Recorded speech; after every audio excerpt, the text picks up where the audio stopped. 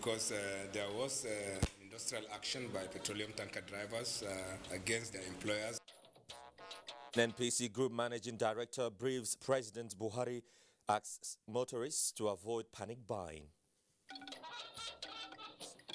We will invest more in education to be able to provide our children the right type of education in the right, secure and safe environment. Federal government moves to perfect safe school financing plan. While government will ensure the availability of the vaccines, the onus is on eligible citizens to demand for, make the extra effort to access the vaccines. Secretary to the Government of the Federation leads COVID-19 vaccine advocacy team to Lafia.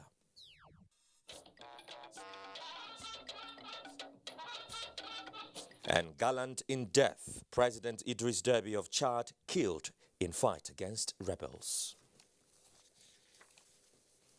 Hello, good evening and welcome to NTA Network News. I am Joseph Johnson. Joining me from Lagos is Adiola Komi Akere. World leaders mourn late Chad's President Idris Deby after he died from injuries sustained in the battle between the army and rebels. Obiageli Gwoke reports that the army spokesman announced this on a state television as she takes us down the memory lane about the life and death of the man late President Idris Deby. Idris Deby, known as a true warrior president, had been the president of Chad for more than 30 years before his death on April 20th, 2021. Deby came to power during a rebellion in 1990 and won a sixth term following elections on April 11. Idris Deby, 68, was a politician and military officer who came to power in the African country in December 1990 when he led a rebellion against the then president Hissène Habré. He was head of the Patriotic Salvation Movement. He gained 79.3% of the vote in an election on April 11, 2021, although it was boycotted by opposition leaders. Though often described as an authoritarian leader by some, Western countries viewed Deby as an ally in the fight against Islamic extremist groups in Africa, including Boko Haram in the Lake Chad Basin and groups linked to Al-Qaeda and Islamic State in the Sahel. Deby had been married several times and is said to have at least a dozen children. Deby died on April 20, 2021, following a clash between the army and the rebels near the country's border with Libya. He died from injuries sustained in the battle, an army spokesperson confirmed. Army spokesman General Azim Bemadoa said in a statement read out on state television, Deby breathed his last breath defending the sovereign nation on the battlefield. The army said the military council led by the late president's 37-year-old son, Mahamat Idris Deby Eteno, a four-star general, will replace him as the leader of Chad. His campaign team said on Monday, April 19, 2021, he was joining troops battling what he called terrorists after rebels based across the northern frontier in Libya advanced hundreds of miles south towards the capital in N'Djamena. The president of neighboring Cameroon, Paul Biya, French President Emmanuel Macron, France Defense Minister, Sudanese military, amongst others, paid tribute to late Idris Deby, describing him as a warrior president who played great role in strengthening relations between Chad and other countries, including Nigeria. He has also been described as key ally in the fight against militants in the Sahel, Chad, Niger, Mali, Burkina Faso, and Mauritania, parts of a combat force known as the G5 Sahel, with alongside French forces, have been fighting Islamic militants in the expansive desert Sahel region. A state funeral is to take place on Friday for Chad's president, Idris Deby. Obiageli Ugwoke, NTA News. And President Muhammadu Buhari has expressed sadness over the sudden and tragic death of President Idris Deby of Chad on the front line, fighting against rebel soldiers. Reacting to the incident on Tuesday, President Buhari said, quote, "I'm deeply shocked and devastated by the sudden death of Idris Deby on the battlefront to defend the sovereignty of his country."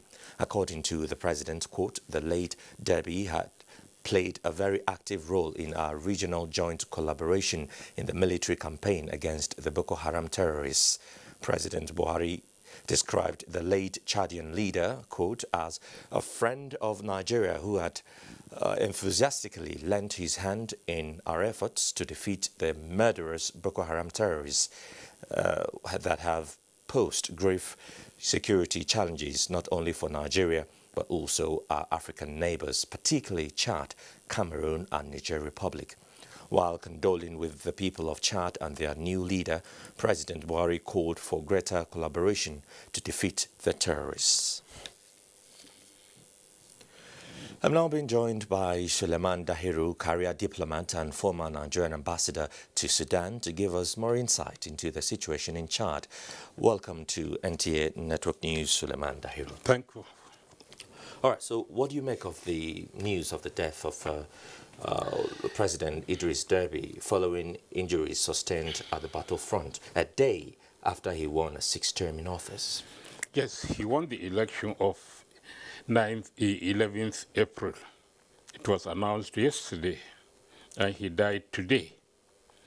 But the thing that we should consider is that he had always led from the front.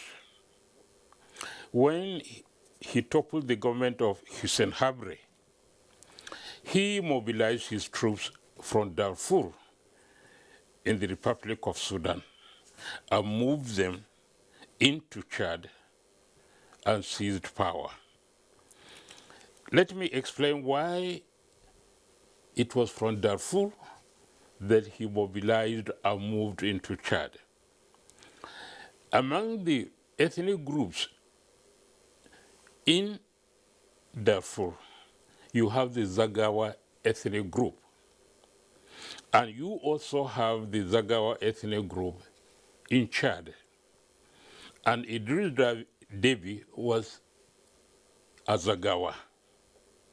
So it was easy for him to mobilize among his own people in Darfur in Sudan. And as I said, he had always led from the front. We remember that when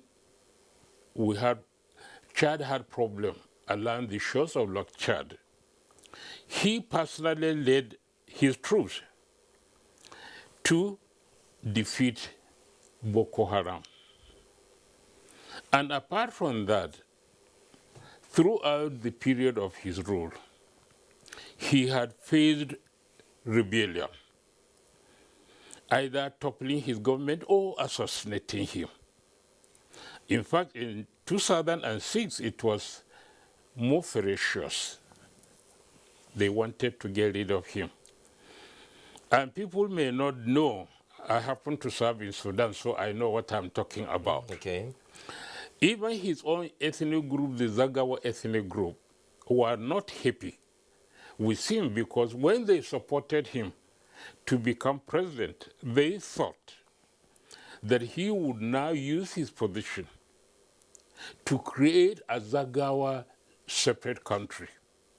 That was the reason for the massive support he got, but he reneged on that promise to create a Zagawa state. So they started mobilizing against him. That was why he had a very turbulent presidency. Okay. Sorry, Ambassador Suleiman. Yes. It sounds somehow, doesn't it?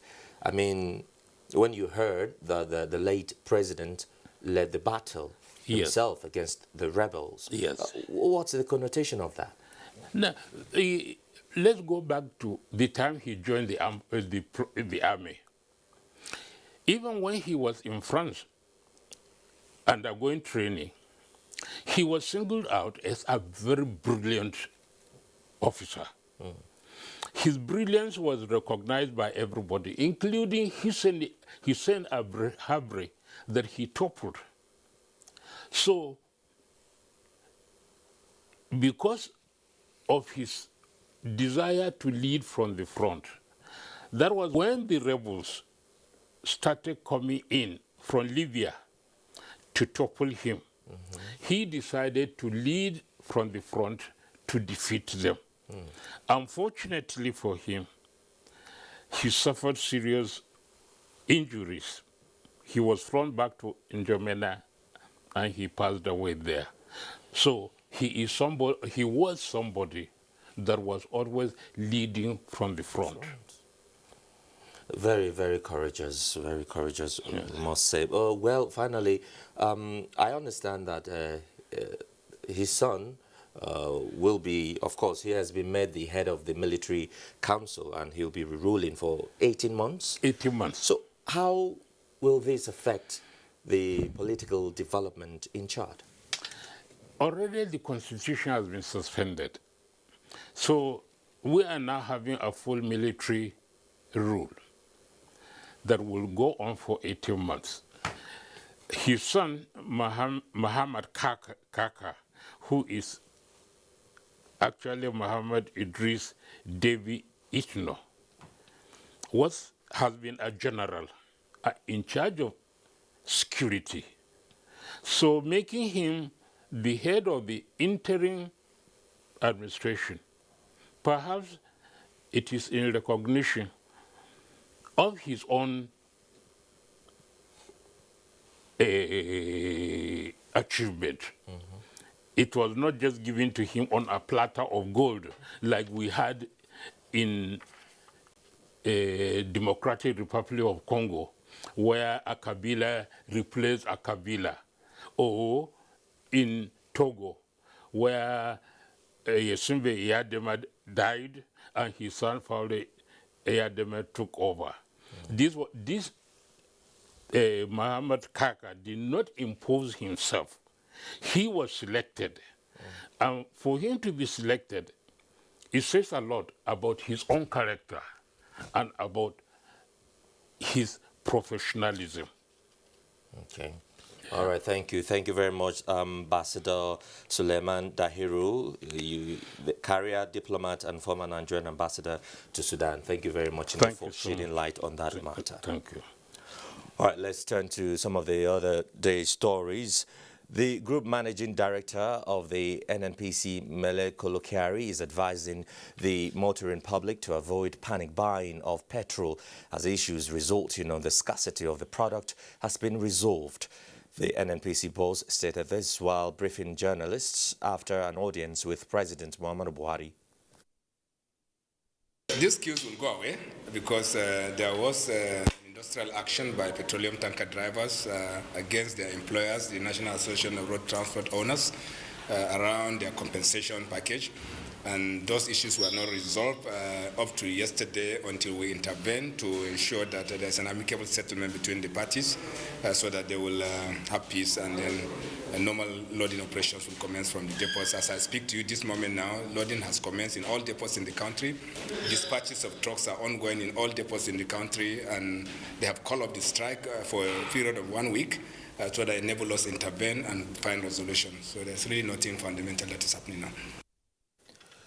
Mr. Mele also gave reasons why the NNPC declared that there will be no increase in fuel price for the month of May. Government to get the best framework for having a fully regulated PMS market. As this is going on, we're engaging all parties and all stakeholders as government, and to make sure that at the end of the day, there's an exit that is beneficial to the ordinary man. And that is why we know we will not be able to complete that in the month of May, and therefore we declared that there will be no increase in fuel price. Meanwhile, petrol queues have resurfaced around petrol stations in the Federal Capital Territory and its environs. This development is not unconnected to the disruption of petroleum distribution induced by the nationwide strike embarked upon by tanker drivers. Though the strike was called off following intervention by key players, panicky motorists are still besieging petrol stations. Lydia Sampson has an update. Tanker drivers are critical to the distribution value chain in the petroleum downstream. They had down tools in demand of increased remuneration from their employers, NATO. The intervention by key players led to the suspension for the two parties to continue negotiations while providing seamless product distribution. Ironically, the effect of the temporary stoppage is already taking its toll on motorists. I've been here since 5 a.m. and I've not gotten fuel. PMS is a need, a major need, to facilitate the livelihood of the people. So without it, life does not go on. So there must be panic unless there is abundant supply. While most stations are out of stock, others are simply allegedly hoarding the product. Some petrol stations with products are inundated with queues, leading to the tightening of access with entrance on the log. Determined to get the story, I also resorted to gaining access the only possible way. We have called off our strike. We have ordered our members to take petroleum product to various stations across the country. Most of the trucks have arrived at the depot, and I believe by today, tomorrow, all the queues that you would have noticed would have eased out. With loading taking place in various depots across the country, the situation, they said, will ease off. NMPC will not increase pump price of petroleum price, not increase ex-depot price of PMS in the month of May.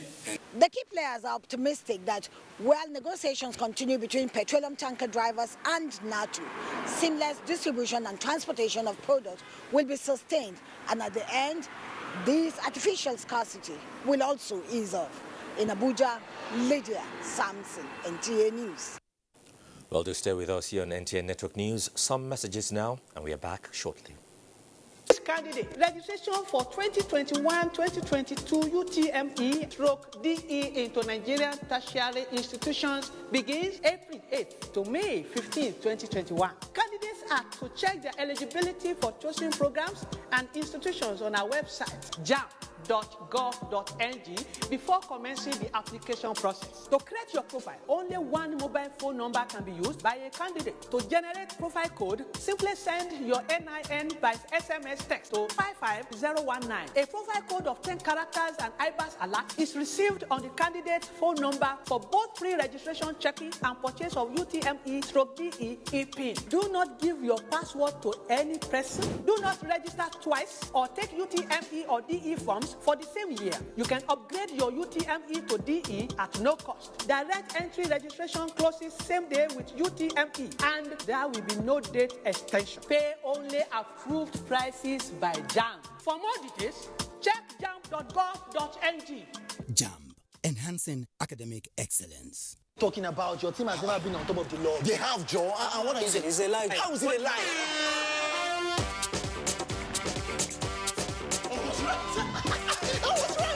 Highest scoring striker ever. He doesn't have a higher score than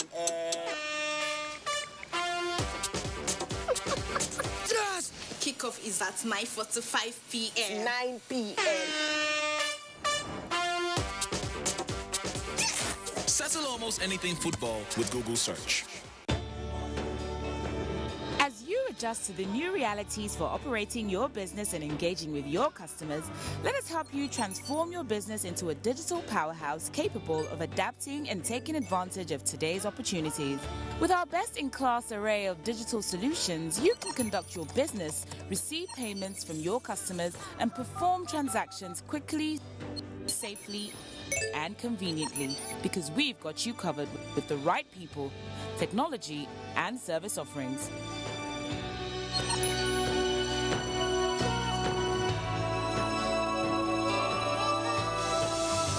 Contact us today and let us take your business to its zenith. Zenith Bank, in your best interest.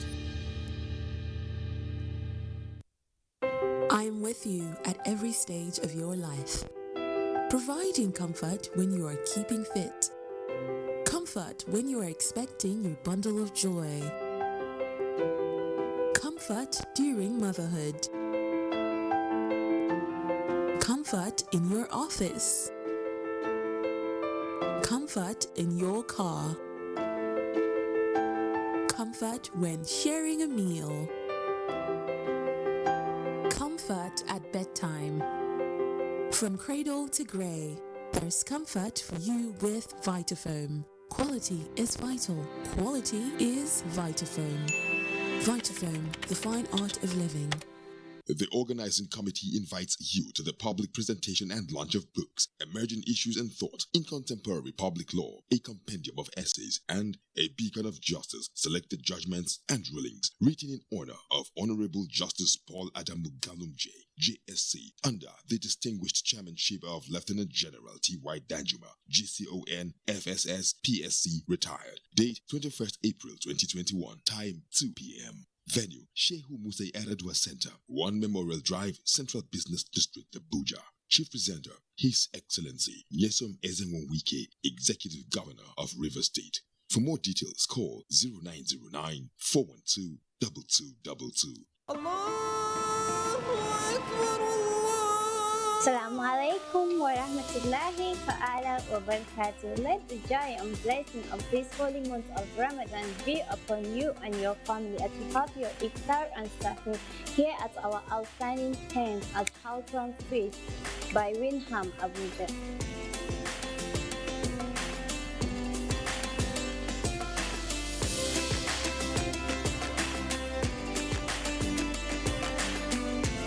We have prepared a special Ramadan Kareem package for you comprising of 3 nights in our special suite, Shisha at the pool, activities for the kids and lots more. Let's make your Ramadan an exciting and memorable one.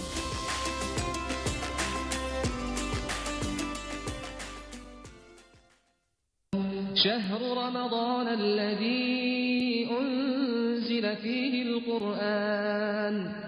The Muslim Ummah are cordially invited to the 15th NTA, FRCN and Voice of Nigeria Ramadan lecture, scheduled for date 24th April 2021, time 9 a.m. inshallah. Topic: Causes and Solutions to Nigerian Security Challenges, the Islamic Perspective. Guest lecturer, Sheikh Dr. Jabir Sani Mehula, Head of Department, Arabic and Islamic Studies, Sokoto State University, Sokoto. The venue for the event is Lumana Multipurpose Center, River Close, off Jabi Road East, off Sultan Road, Kaduna. Chairman of the occasion, His Royal Highness Ambassador Ahmed Nuhubamali, Emir of Zazzau. Special guest of honor, His Excellency Malan Nasir Ahmed Arufai, the Executive Governor, Kaduna State. Hosts Yaqub Ibn Muhammad, Director General NTA, Dr. Manzur Liman, Director General FRCN, Dr. Sita Okechuku, Director General Voice of Nigeria. Announcer, Organizing Committee. Thanks for staying with us. President Muhammadu Buhari has joined the Muslim community residing or working in Nigeria's seat of government at this year's annual Ramadan Tafsir. The chief imam of the State House Mosque, Ustaz Abdul Wahid Sulaiman, is leading the spiritual reawakening activity in compliance with the COVID-19 safety protocols. State House correspondent Adam Sambo has details.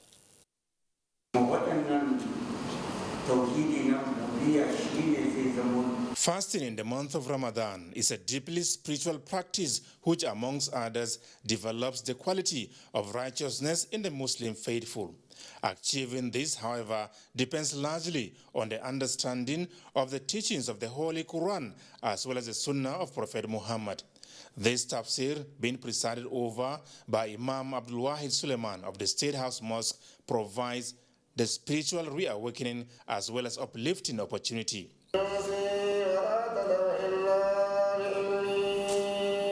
Defined as the science by which the Quran is understood, its meaning explained, and its rulings derived, tafsir unlocks the treasure inherent in the holy book so that mankind can benefit from it to the greatest possible extent. For President Muhammadu Buhari, it is indeed a period of introspection in view of the weighty responsibility he carries, as explained by his senior special assistant on media and publicity, Malam Garba Shehu. This practice was not possible last year because the country was under something of a total lockdown. Things are a bit different this year, and this is why the State House Mosque has also opened up for the tafsir. And the presence of the president, of course, beneficial to him as a worshipper himself, to learn more so that he can practice his Islam better, and also to give leadership and inspire others so that they conform to the standard practice expected of Muslims when they do this fast, instead of, whiling away time, playing games or sleeping. These are better ways to do the Ramadan. This act of studying the principles which the Quran came to clarify lasts throughout the holy month. From the State House, Adamu Sambu, NTA News. The federal government is perfecting a national plan to mobilize resources that will be invested in security of schools and learning communities.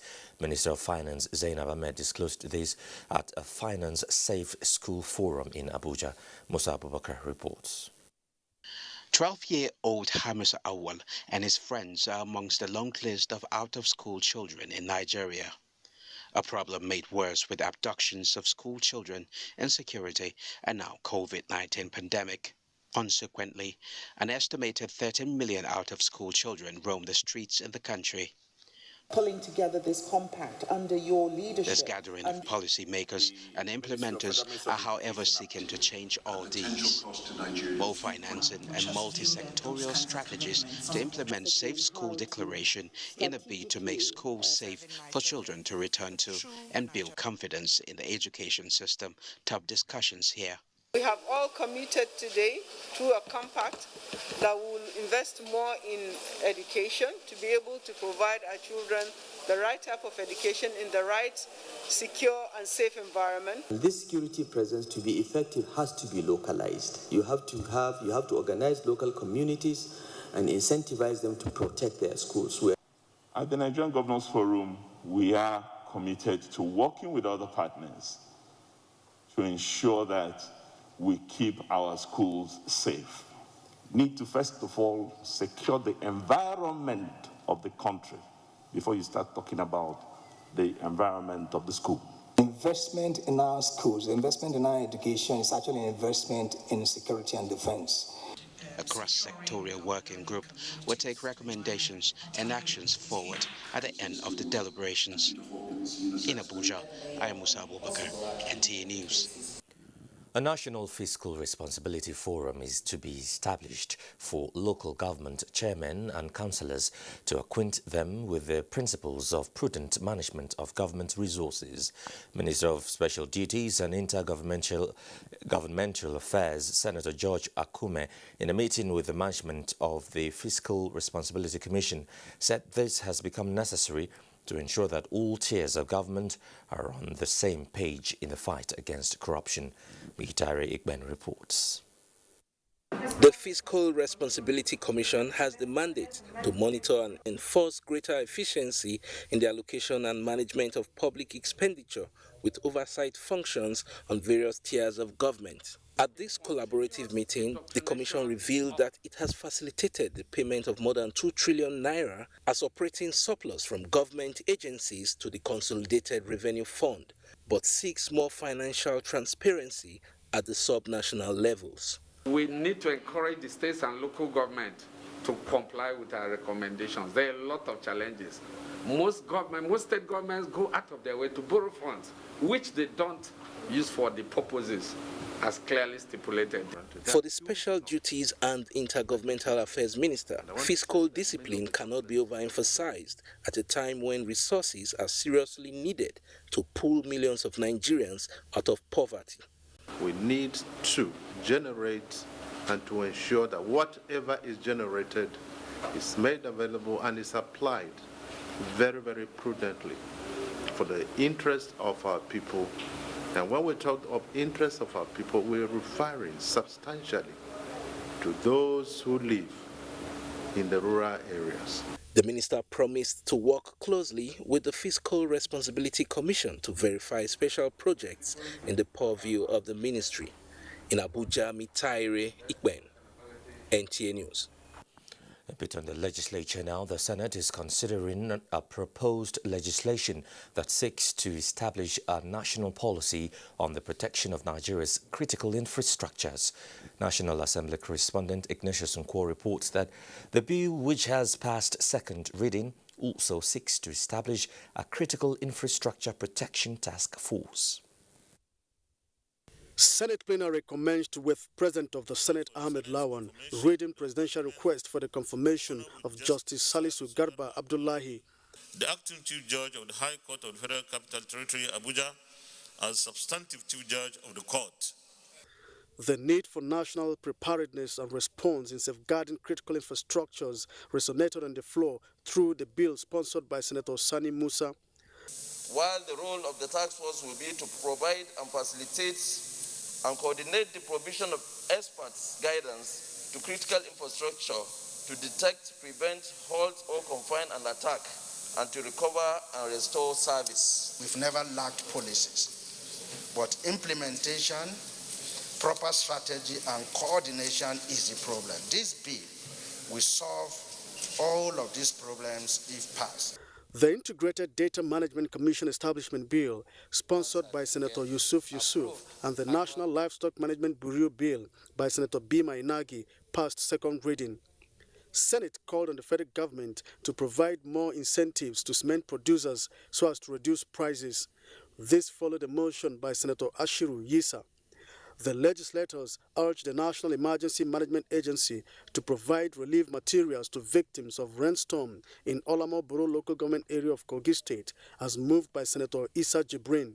In order to boost production of cement, reduce price, and encourage more valuable producers in Nigeria. I think that's perfect. The Federal Ministry of Humanitarian Affairs, Disaster Management and Social Development to provide minimal seed capitals for the victims in the affected communities. Senate mourned former Minister of Commerce, led Dr. Mahmoud Tukur, and former Senator Itang Umoyo, as moved by Senators Aishatu Dahiru Binani and Ekon Eyakenyi. From the National Assembly, Ignatius Nkwo, NTA News. The federal government is leading advocacy on the efficacy and safety of COVID-19 vaccine to allay fears of Nigerians on the vaccine. Presidential Steering Committee on COVID-19 and other key players in the health sector engaged stakeholders of the North Central Zone at a town hall meeting in Lafia. Aliyu Tijani Muhammad reports. With vaccination ongoing across the country, however, there are fears among some Nigerians that the vaccine is not safe. The development, which health experts say is affecting the vaccination exercise, with only about 1 million people vaccinated so far. The town hall meeting, therefore, was to allay fears of Nigerians that the vaccine is safe and effective. The conversation was to address misgivings on blood clotting linked to the vaccine, which health experts say was scientifically proven to be false. While government will ensure the availability of the vaccines, the onus is on eligible citizens to demand for, make the extra effort to access the vaccines. Our mission here today is first to reassure traditional faith and community leaders that the vaccines Nigeria uses are well tested and are safe. Nasarawa State Governor Abdullahi Sule, governors of Kwara and Niger states, who joined virtually with representatives of other state governments in the zone, gave perspective of efforts made so far by state governments in the fight against COVID-19. Today's event, I believe, will be an impetus to the sensitization and mobilization for the people of Nasarawa State. I want to assure every Nigerian that the government has never and will never compromise on the safety and the health care delivery in the country. The town hall meeting is part of the nationwide consultative dialogue on the fight against COVID-19. In Lafia, Aliyu Tijani Mohammed, NTA News. The Chief of the Air Staff, Air Marshal Oladayo Amao, says the insecurities in the northeast and other parts of the country will be won by the Nigerian military. He stated this when he received the chairman, Nigerians in Diaspora Commission, Abike Dabiri Erewa, ahead of the proposed Diaspora Defense and Security Conference. Air Marshal Oladayo Amao said with the professional competence of the air service men and women and a boost to their morale, the terrorists and their kind will be brought to their knees. He expressed NAV readiness to collaborate with Nigerian professionals in diaspora in relevant fields to tap into the enormous skills of Nigerians across the globe, particularly in the area of technology. Belongs to them. Once they come, and we are ready to cooperate and also tap from their wealth of knowledge. I discussed with the Chief of Defense Staff, and hopefully we can have what we call the Diaspora Security Conference at an appropriate time, where we can sit down and share ideas together and see no knowledge is ever lost. The way Nigerians and Africa contribute to whatever is going on at home. The senior executives calls 43 participants of the National Institute for Policy and Strategic Studies, NIPS, were at the force headquarters on a study tour to find out how the Nigeria Police Force is responding to the insecurity challenges and the strategies by the force in addressing such challenges. Francis Form has more. The National Institute for Policy and Strategic Studies, KURU, is a high-level center of learning for academics of high intellectual capacity and seasoned technocrats drawn from all sectors of Nigeria who meets to discuss issues of national relevance. So, this visit by Course 43 study group is in furtherance to the Institute curriculum of conducting research on emerging security issues with the Nigeria Police Force as the case study. So government relies on the institute usually to feed it with results or problems that are very pressing. So we are here to find out how things are getting done. What strategies are you deploying in getting this done in the Nigerian Police Force? Our policy vision is to restore police primacy in the internal security architecture of the country, engaging cutting-edge policing technology and integrate intelligence-led policing practices to our functions with a view to strengthening our capacity to stabilize the internal security, restore order and public confidence in the force. The Senior Executive Course is a program that lasts for 3 months, and the focus is on getting things done, strategies for policies and programs implementation in Nigeria. Francis from NTA News. All right, so Adiola in our Lagos Network Center has the next set of reports. Thank you, Joseph. Nigeria's foremost leading financial institution in the development of export promotion, Zenith Bank PLC, is committed to expanding a diversified and inclusive African market through export of non-oil products. Group Managing Director, Zenith Bank PLC, Ebenezer Onyago, at a webinar on the role of intra-regional trade and non-oil export initiative, reeled out plans by the bank to support the value chain. Abolade Salami reports. As a bank of choice with premium placed on financial innovations, promotion of credit facility for MSMEs, and an excellent customer service relation, Zenith Bank PLC has continued to outperform in the business of financial management. With a growing concern for Nigeria to diversify its earnings from a major source to the non-oil sector, the bank in this year's seminar focused on the capital support provided by the financial institution at a single-digit rate to exporters in long term. The central bank came up with the discounted cash reserve requirement lending facility. Zenith Bank has been able to access about 200 billion from this window. Out of what we realize, out of this 200, about 33 billion has been deployed to support export customers. And the bank is ready and willing to continue to avail these credit facilities to exporters who are ready to make use of it in order to grow and increase the volume of their export business. At the CBN, we have taken considerable steps to improve the productive capacity of businesses, which would enable them to take advantage of export opportunities in Africa. Harnessing the economic potentials inherent in the African Continental Free Trade Area Agreement to boost intra-Africa trade relies largely on the industrialization of the continent in order to all produce import commodities. Nigeria services companies will now experience better expansion opportunities in the continent, especially those in financial services, electronic commerce, the digital economy, where we know that in the recent past, Nigerian companies have built critical capacity and have long desired to expand to Africa, but of course have been constrained by trade barriers, which the AfCFTA will now remove.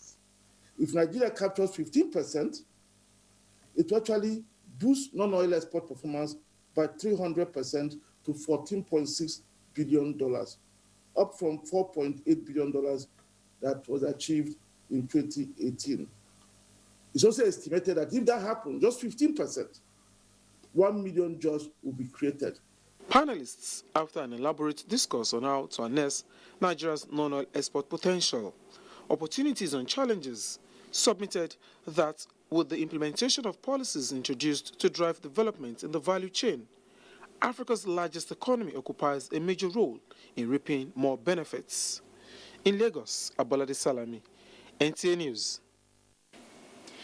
The 2021 Maltina Teacher of the Year competition has commenced, with cash and infrastructure worth millions of naira to be won.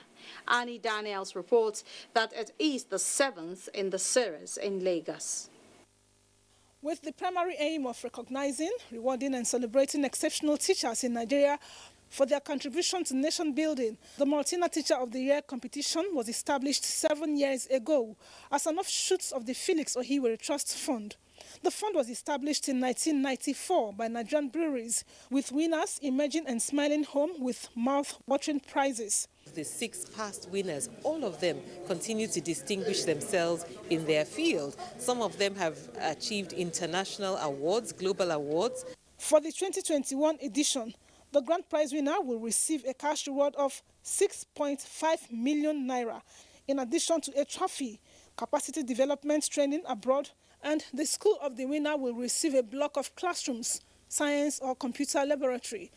And the entries for the 2021 Maltina Teacher of the Year will also be done digitally.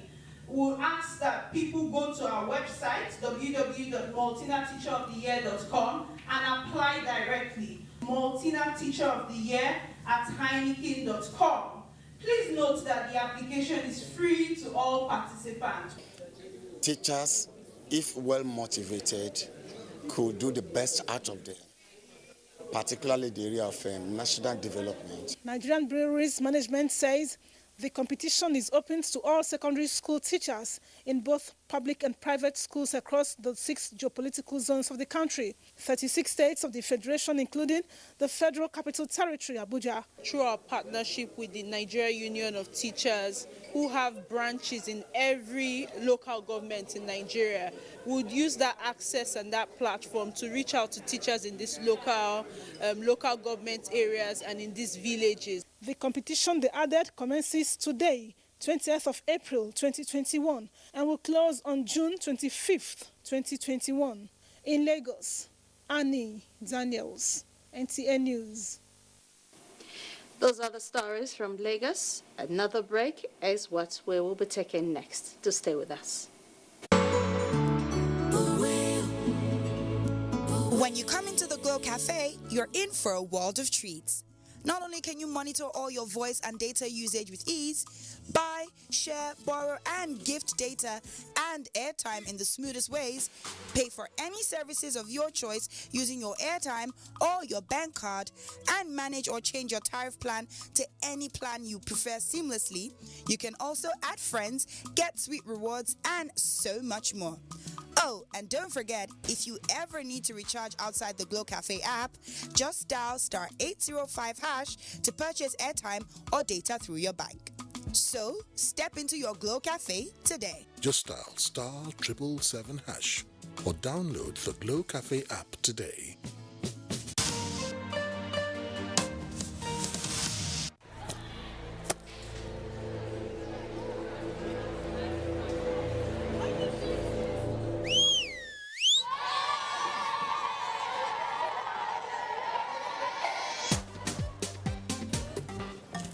There's enough to go around.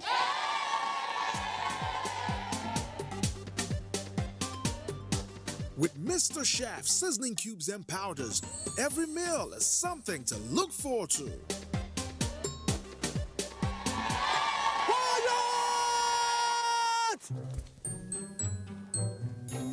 Me first. Mr. Chef, creating delightful memories. Ooh la la. Sweet nutrition. Kinde suffers from indigestion. His twin Tayi suffers from heartburn. Sometimes it's the other way around, or both. That's why they use Gaviscon Double Action. It soothes within 3 minutes and lasts for up to 4 hours. For double relief from heartburn and indigestion, Gaviscon Double Action. I've been looking at you from across the way, and I think about you almost every day. Now I think that I must have a crush on you. I hope that you feel it too.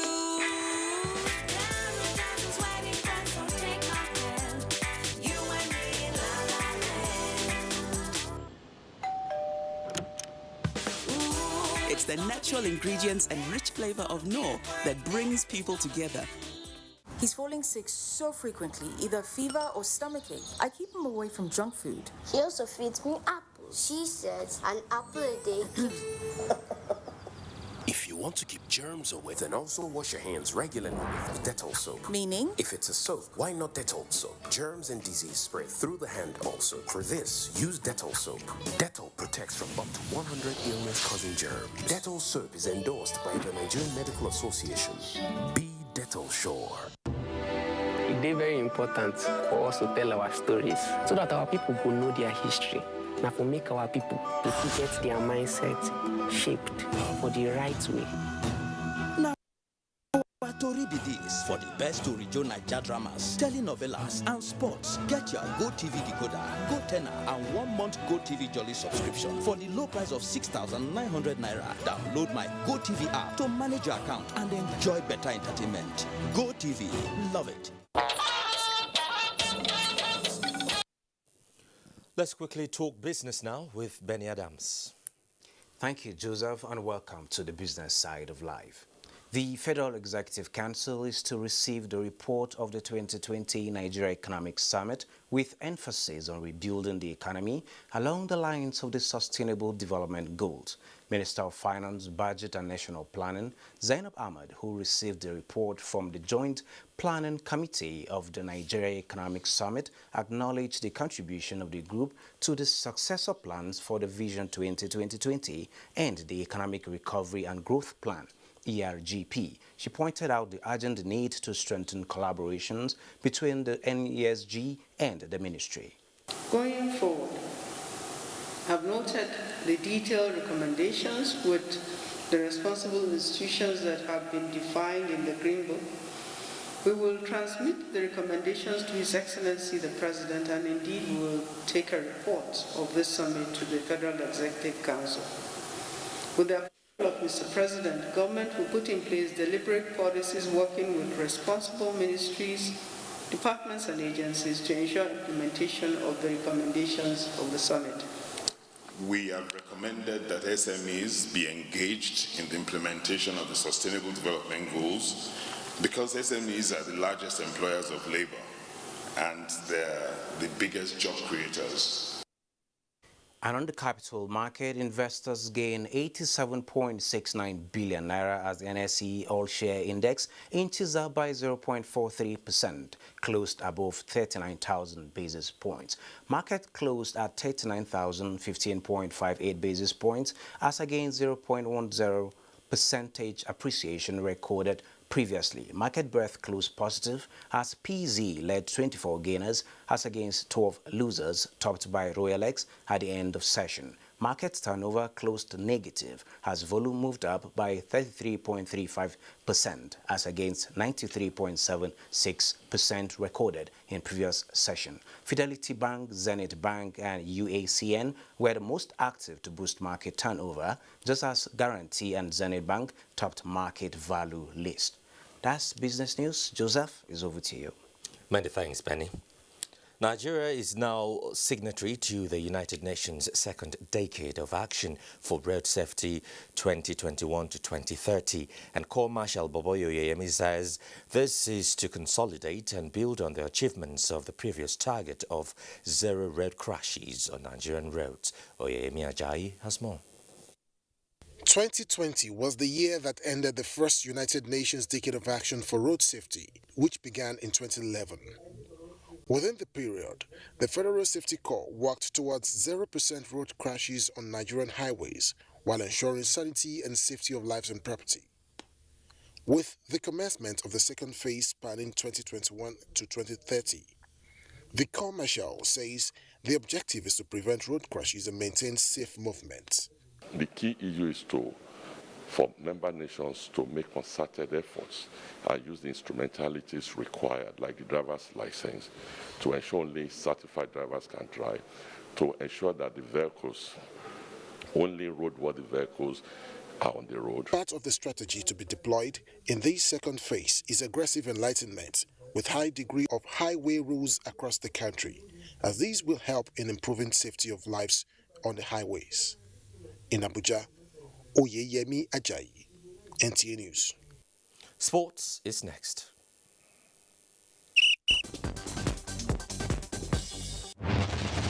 European clubs are sharply divided over the Super League proposed by an American financial institution, which promises huge rewards in excess of $250 million above the $75 million hitherto given by UEFA. Chelsea may join the list of clubs eyeing the new arrangement. Liverpool is yet to decide, while Manchester City is pulling out. UEFA, in its counter, plans a new LOC with a starting budget of $4.5 billion. The two actions have been concluded Tuesday at the ongoing Nigeria Women Football League Super 6 competition, as Sunshine Queens defeated Edo Queens 2-1, among other results, at the Ijebu-Ode venue. In the African scene, draws for the 2021 African Women Volleyball Club Championship has pitched Nigeria's Customs Club in Pool B with Carthage of Tunisia, ASEC Mimosa of Cote d'Ivoire, and Kenya Pipelines, among others. In basketball, decision of Nigerians playing professional in the NBA and other foreign leagues will be solely that of the players. This, according to President of the Nigeria Basketball Federation, is because of the calls for inclusion of rising stars of Nigerian descent to play for the country. Even American players who play in the NBA, highly rated players who have subscribed to play for Nigeria. With sports update, Samuel Johnson, NTA News. The death has been announced of Chief Patrick Ode, aka Otakwa I of Yala Nation, aged 63. He passed on after a brief illness on the 28th of February. Funeral arrangements, as announced by Nelson Ode on behalf of the family, is as follows. The body of late Chief Ode is to leave Krutek Mortuary to his Okuku residence at 4 p.m. on Thursday, 29th April 2021, after which the body will depart for his hometown, Ochubi Olachuo Okbama, for all-night vigil. Requiem Mass is to take place by 10 a.m. on Friday, the 30th, followed by interment. Thanksgiving Mass is scheduled for Sunday, the 2nd of May at St. Joseph Parish, Okuku, Yala. The death has occurred of Alhaji Abdulaziz Ajinomo, Manager News and Current Affairs, NTA, Brenin Kebbi. He was aged 56. Alhaji Ajinomo died early hours of Tuesday after a brief illness. From Okengwe in Okene, local government area of Kogi State, late Alhaji Ajinomo began his journalism career with Radio Kwara as a translator in 1983. He joined NTA Ilorin in 1988. Upon creation of Kogi State, late Ajinomo was deployed to NTA Lokoja in 1992 and rose to the position of Manager News and Current Affairs. He was transferred to NTA Brenin Kebbi in 2019 to head the news department until his death. Late Alhaji Ajinomo is survived by a wife and 7 children. He has since been buried according to Islamic rites. And that's it on NTA Network News for tonight. Thanks for watching. I'm Joseph Johnson. Remember to always stand with the NTA against rape and rapists.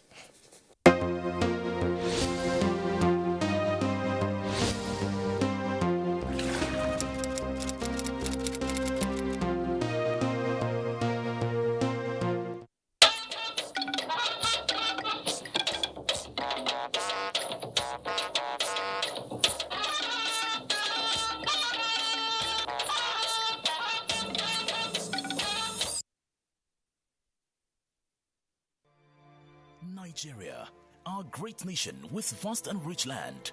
Our people are strong and united. Our founding fathers, Sir Ahmadu Bello, Sir Abubakar Tafawa Balewa, Chief Obafemi Awolowo, Dr. Nnamdi Azikiwe, and a host of others bequeathed us a united, peaceful and prosperous Nigeria. Let us honor them by living in peace with one another. Let us eschew violence, ethnic profiling, and religious bigotry.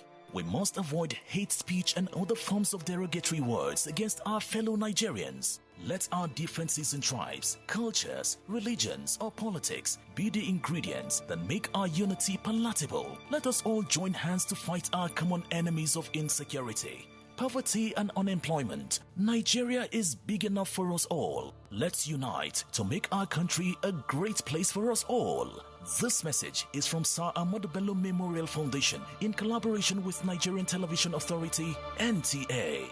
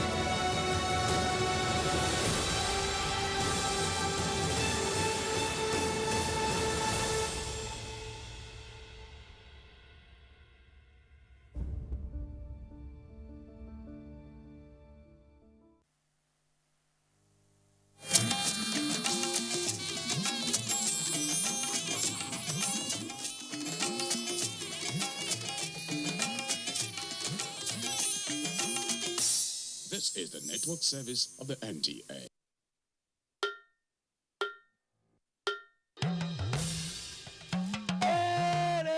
I bring you wonderful news. The village headmaster is coming back to your screen. Mo wire abi mi o wire. Teacher no one.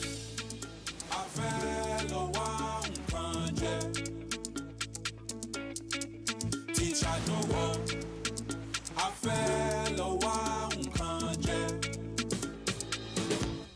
premiere of the new season of The Village at Buster, initially scheduled for the second quarter of 2021, has now been postponed till further notice.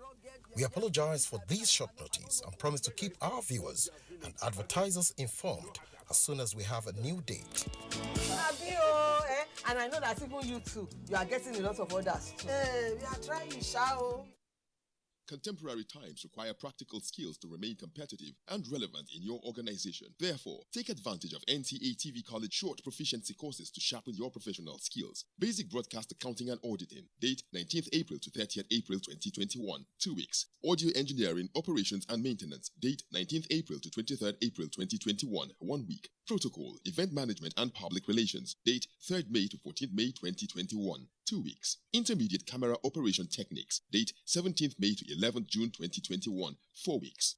The course fee for the 4-week course is 100,000 naira per participant. The fee for the 2-week course is 80,000 naira, while the course fee for the 1-week course is 40,000 naira only. Accommodation inclusive. Venue for all the courses is the serene and secure environment of NTA TV College near Old Government House, Rayfield, Jos. For more inquiries, please call 0803-314-4383 or 0806-980-9807. NTA TV College, Jos. Training you to be the best you want to be.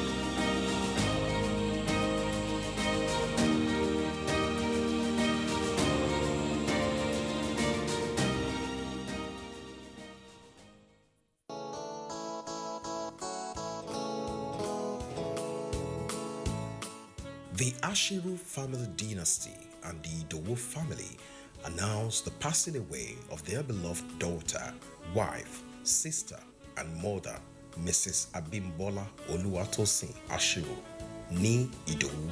She was aged 42.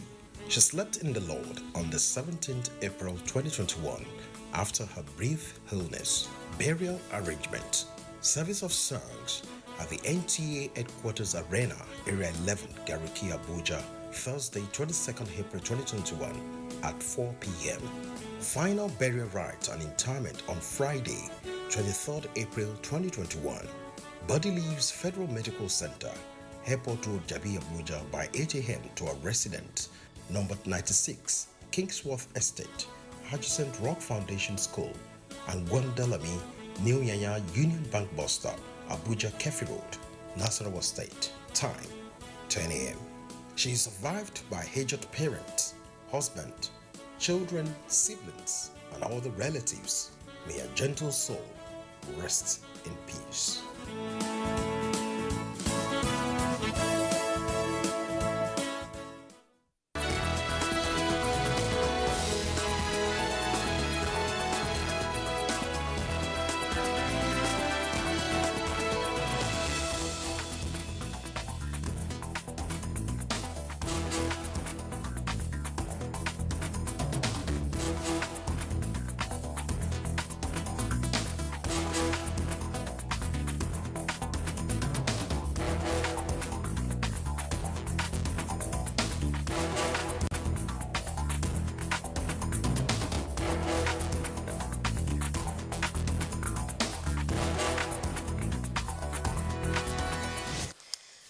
popular saying that one man's food is another man's poison can be true of the choices we make in life.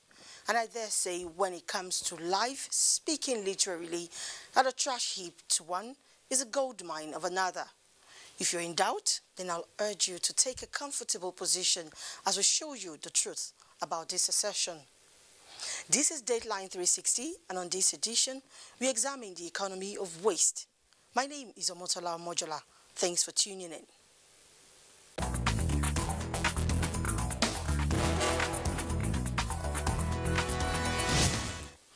The campaign to end global warming has been long coming, appealing to almost all spheres of human endeavor due to increasing activity of man that are impacting the environment negatively.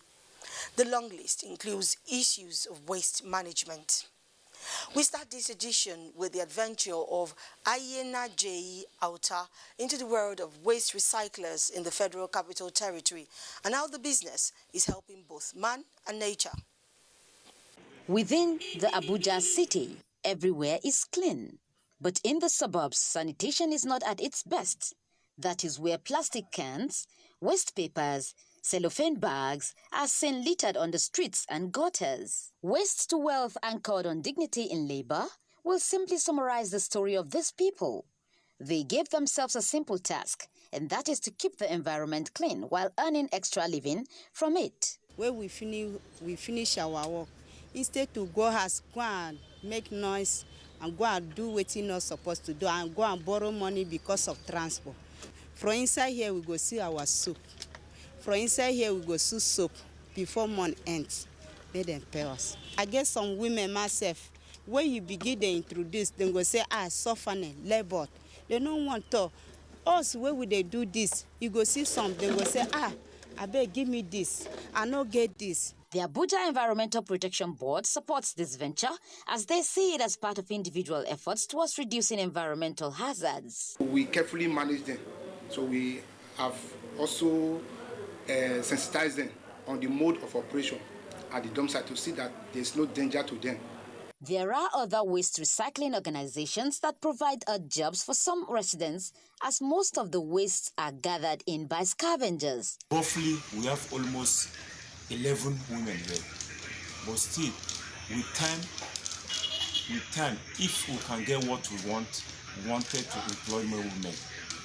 But for now, for the small water rubber, we just have only one machine. These are measures put in by individuals to manage solid waste. However, FCT administration is in the front line to check the excess value reorientation anchored on workshops and seminars that will encourage solid waste management to curb environmental degradation. FCT administration is reiterating the readiness to do all that is necessary to join hands with partners to fight the challenges of waste management and to put in place the needed framework to preserve our environment.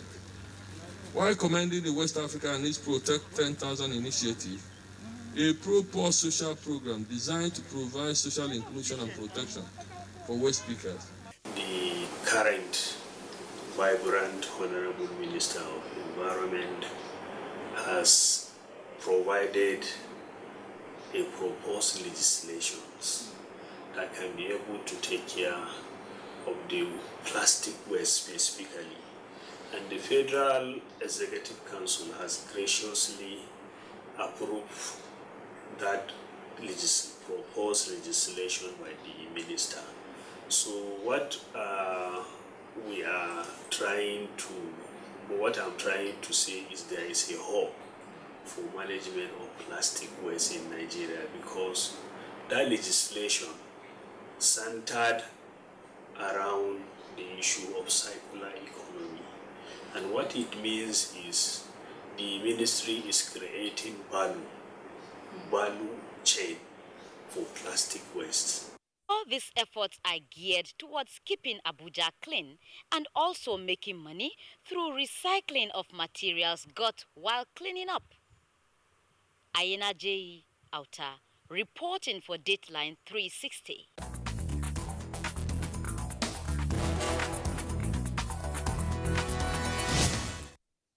With a sprawling population put at 22 million, you can imagine how tasking the job of waste managers is in Lagos. But Jennifer Igwe reports that waste is not wasted in Lagos. She also brings us the effort of an environmentalist who trains school children on what she calls upcycling of discarded materials. A mega city with mega waste. Lagos, with a vast population of about 22 million people, generates 15,000 metric tons of waste daily. Many of the solid waste materials pile up at dump sites in the state. A large chunk end up at the Olushosu dump site, the biggest in the state and largest in Africa. On a regular basis in a day in Lagos, we average a minimum of 850 plus trips to the dump sites on a daily basis.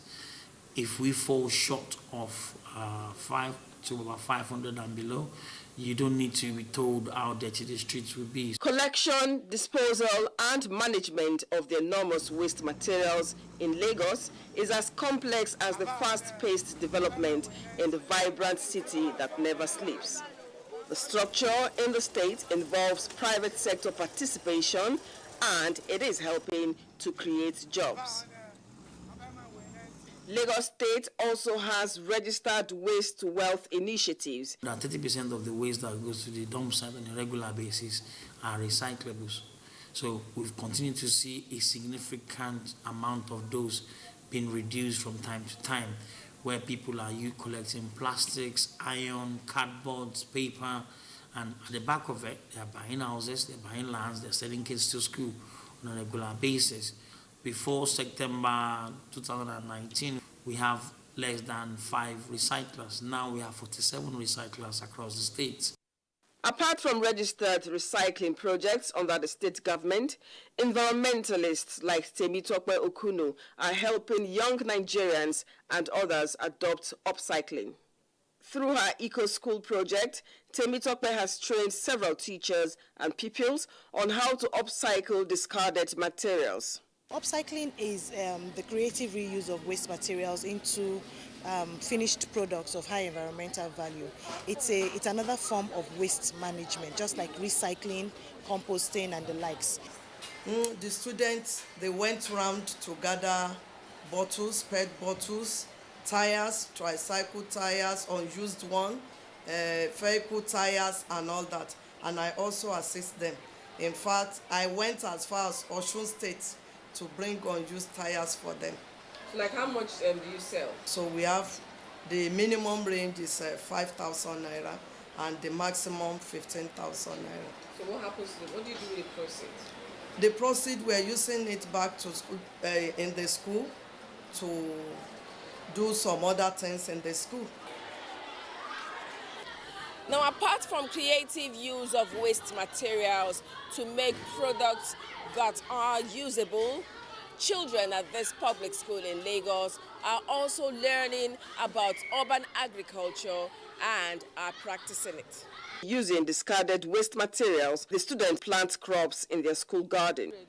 In our small urban farm, we have planted cocoa, cucumber, onions, okra. To encourage initiatives like that of Temitope and others interested in recycling and upcycling, the Lagos State Waste Management Authority has developed an app on waste. It is aimed at providing useful information, guiding and encouraging those interested in waste to wealth. For Deadline 360, Jennifer Igwe reporting.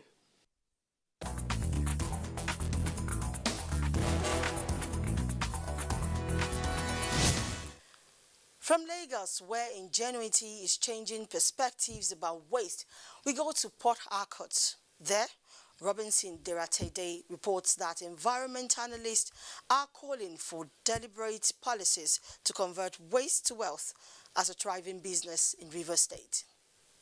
Port Harcourt is still grappling with the challenge of waste management. Notwithstanding the areas marked for dumping of refuse, some residents still dump their waste along the median indiscriminately. Scavengers searching for metals and other renewable waste contribute to defacing the city.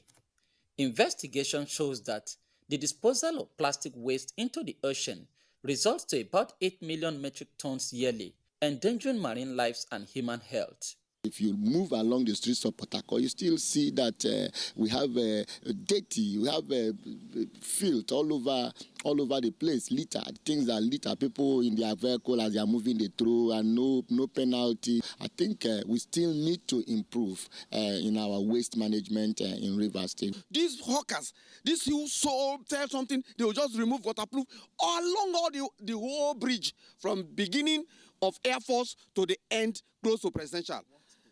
What we should do is that operation own your dustbin. If you're selling pure water, own your dustbin. Let the person wait and finish the pure water and drop inside your bag.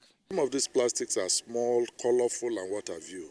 Aquatic animals consider them as food and they eat them. Birds of the air perch in the ocean and they eat them. In turn, we eat them. And these things get into their tissues and us. And then you have high increases of cancer. Scraps and other renewable materials are no longer considered as waste, but renewable resources, which can be recycled into useful materials. With about 2 recycling plants in Rivers State, although not put into optimal use, analysts urge the government to revamp the plants to help expand economic opportunities and create jobs for the populace. You can recycle to get a lot of raw materials, I'm told, like electricity and all that. But the technology, what about the machinery? Bring in the machinery, the government will tax you so much. And if the machine breaks down, how do you fix them?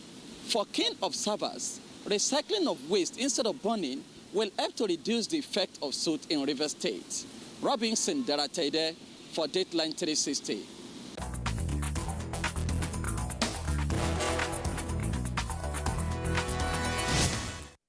Another true definition of waste wealth is seen in Jos, where expired tires have found aesthetic value in the hands of a young man. Abba Abubakar Yakub says environmentalists are advocating proper processing facilities to open up investment opportunities in waste management. Darlong Fonlepita is a young artist of 31 years who is into tire recycling and decoration in his community. After getting inspiration from online media, he went into trial and error. This young man is now in full-time tire recycling business and self-sponsored student of Delta State University. Decided that these waste tires that we do find around our environment can be recycled or repurposed into functional arts, of which now I have these products and it's been in the market now, which I'm getting so much income out of it. Yunusa and Ogochukwu are also into the business of buying and selling of metal scraps, used bottles and rubber containers.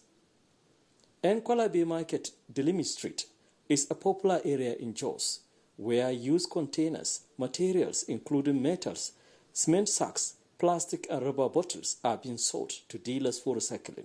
This business in 2012. From this I paid my school fees. I take my responsibility. I even married from it. I started the business and be doing it, be feeding my sister and my brother before I get my own family. Experts call on the state government to invest in the business for empowerment and for the good of the environment. Plateau State now, government came up with a policy that divides the town into sections where waste collectors go around, collect waste, and then pick material that they wish to recycle and take others to the dump site or landfill. So I think that's an effort that seeks to encourage people to go into waste management. Instead of going out to extract or for mining of minerals always to be used, you will recycle minerals and mine little to add to the little that has been recycled so that you will balance the deficit that the growing population needs. The rate at which we generate waste is geometrically increasing, and the places to dump the waste are limited. With increasing population, the space to bury this waste is a problem. So we do discard them. And in the discussion, when you discard it into water, it kills the lives of the marine and aquatic animals. And if it is on an open area, for example, polythene bag took many years before they degrade, and that can cause a problem to the fertility and the structure of the soil. They also advise government to create an enabling environment for the activities of scavengers for proper coordination to enhance revenue generation. In Jos, Abba Abubakar Yakubu.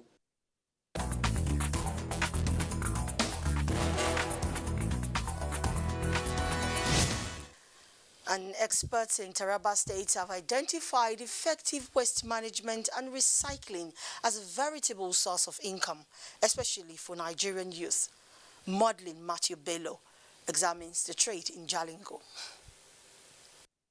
The major types of waste commonly generated in Taraba State are domestic waste, agricultural waste, and animal excrete. Proper management of such waste is the major source of concern to government in Taraba State. Individuals, groups, and organizations from within and outside the state are needed to invest in such area. Locally, some individuals have shown interest in the business of converting waste to wealth, and from it, they earn a living, generated employment to youth, and contributed enormously to internally generated revenue of Taraba State, as well as assisting in keeping the environment clean. We need financial assistance from the government to ease and boost our business. We sell these waste materials to companies in Lagos and Kano, who melt and reuse it to produce new materials. We need the government to provide us with loan facilities to enable us buy material for smooth production. Besides many other uses, waste are used in generation of energy to sustain power supply and fertilizers for agricultural purposes. Towards attaining this, the Taraba State government recently signed a memorandum of understanding with foreign-based firm Sustainable Environmental Technology with a view to establishing a waste recycling company for renewable energy. We can have a deal with the government where we supply electricity to households, but we intend to build at least 8 plants in Taraba State. Waste from Africa, especially Nigeria, has a lot of food-based waste. The waste here has a lot of food substances which will give you a lot of ethanol. The waste subsector obviously holds greater prospects for revenue generation and employment. Some of the factors militating against efficient waste recycling in Taraba State is genuine investment. You need to have an area, a reserve area, so that you establish the recycling machines there. Whatever you are doing, it will have no impact since there is no people living there. Contractors will always come to Taraba and say, okay, we're doing contract with the state. And when they come, they look at us like these timid people, okay, Northeast, we're not exposed, so any garbage they drop for us, we accept. No. Taraba State Environmental Protection Agency is another major stakeholder in recycling sector. The agency has been engaged in creating awareness to people on the benefits derived from waste management and recycling for employment and economic prosperity.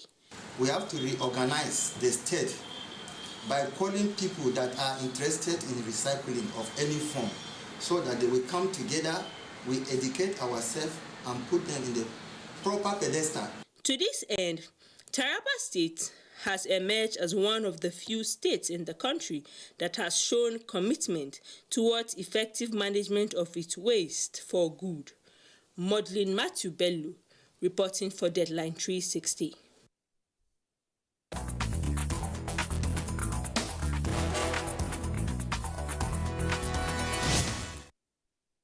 From Kaduna, Haruna Mohammed takes a look at the level of waste generation, collection and recycling as an integral part of economic growth and development. Ranking third most populated state in Nigeria, Kaduna stands on a high ground of waste generation. The population of the metropolis grows every day. New buildings spring up every time. And as these new buildings, settlements are on the increase, the amount of waste being generated are also on the increase. Like many developed societies, tapping from the benefit of waste can significantly add to economic growth, in addition to breeding a safer and healthier environment. It's a potential, because when you recycle it, we continue using it. And by recycling it, you are not only creating wealth, like I said, you are also adding to our well-being. When waste are recycled, a lot of wealth can be created from it. For example, look at mineral drink cans. When you go to Panteka market, you see that these cans are turned, they are recycled to make pot, cooking pots.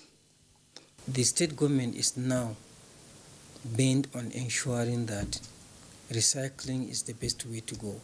That has been agreed upon, and we are trying to implement it. Abubakar Mustafa and Shehu Usman have been in the business of collecting organic and inorganic waste for recycling for about 2 decades.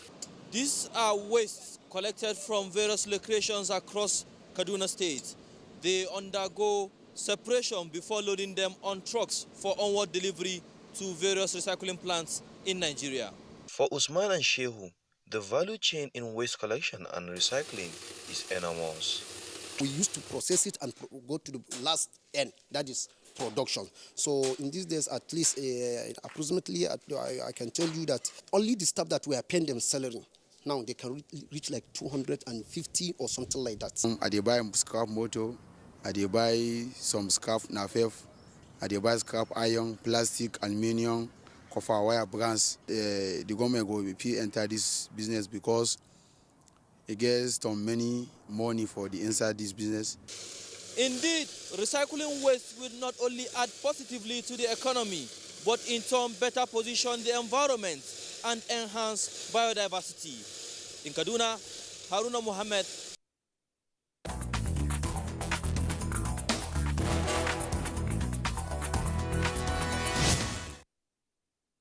A trash heap to one is another man's gold mine. That hypothesis you can attest to now. With that package, we come to conclusion of yet another edition of Dateline 360. My name is Omotola Omojola. On behalf of the crew, I say thank you for your time.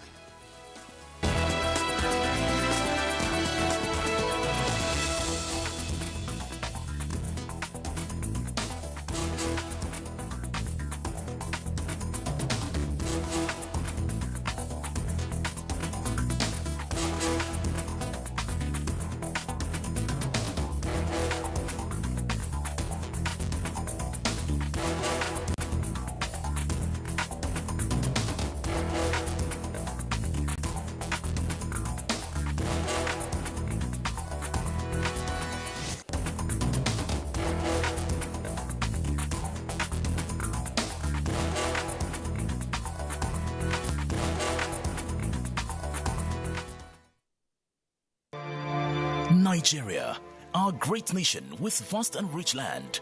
Our people are strong and united. Our founding fathers, Sir Ahmadu Bello, Sir Abubakar Tafawa Balewa, Chief Obafemi Awolowo, Dr. Nnamdi Azikiwe, and a host of others bequeathed us a united, peaceful and prosperous Nigeria. Let us honor them by living in peace with one another. Let us eschew violence, ethnic profiling, and religious bigotry. We must avoid hate speech and other forms of derogatory words against our fellow Nigerians. Let our differences in tribes, cultures, religions, or politics be the ingredients that make our unity palatable. Let us all join hands to fight our common enemies of insecurity, poverty, and unemployment. Nigeria is big enough for us all. Let's unite to make our country a great place for us all. This message is from Sir Ahmadu Bello Memorial Foundation in collaboration with Nigerian Television Authority, NTA. These days, people get their news and information from more media sources than ever before. Some of the news and information given are fake, unverified, doctored, and manufactured to create confusion, stir disaffection, and cause disunity. Before you believe or share any news, ask yourself, Is this real? Is it from a credible source? Is it verified or verifiable? Fake news is dangerous, whether you do it for fun or for political gain.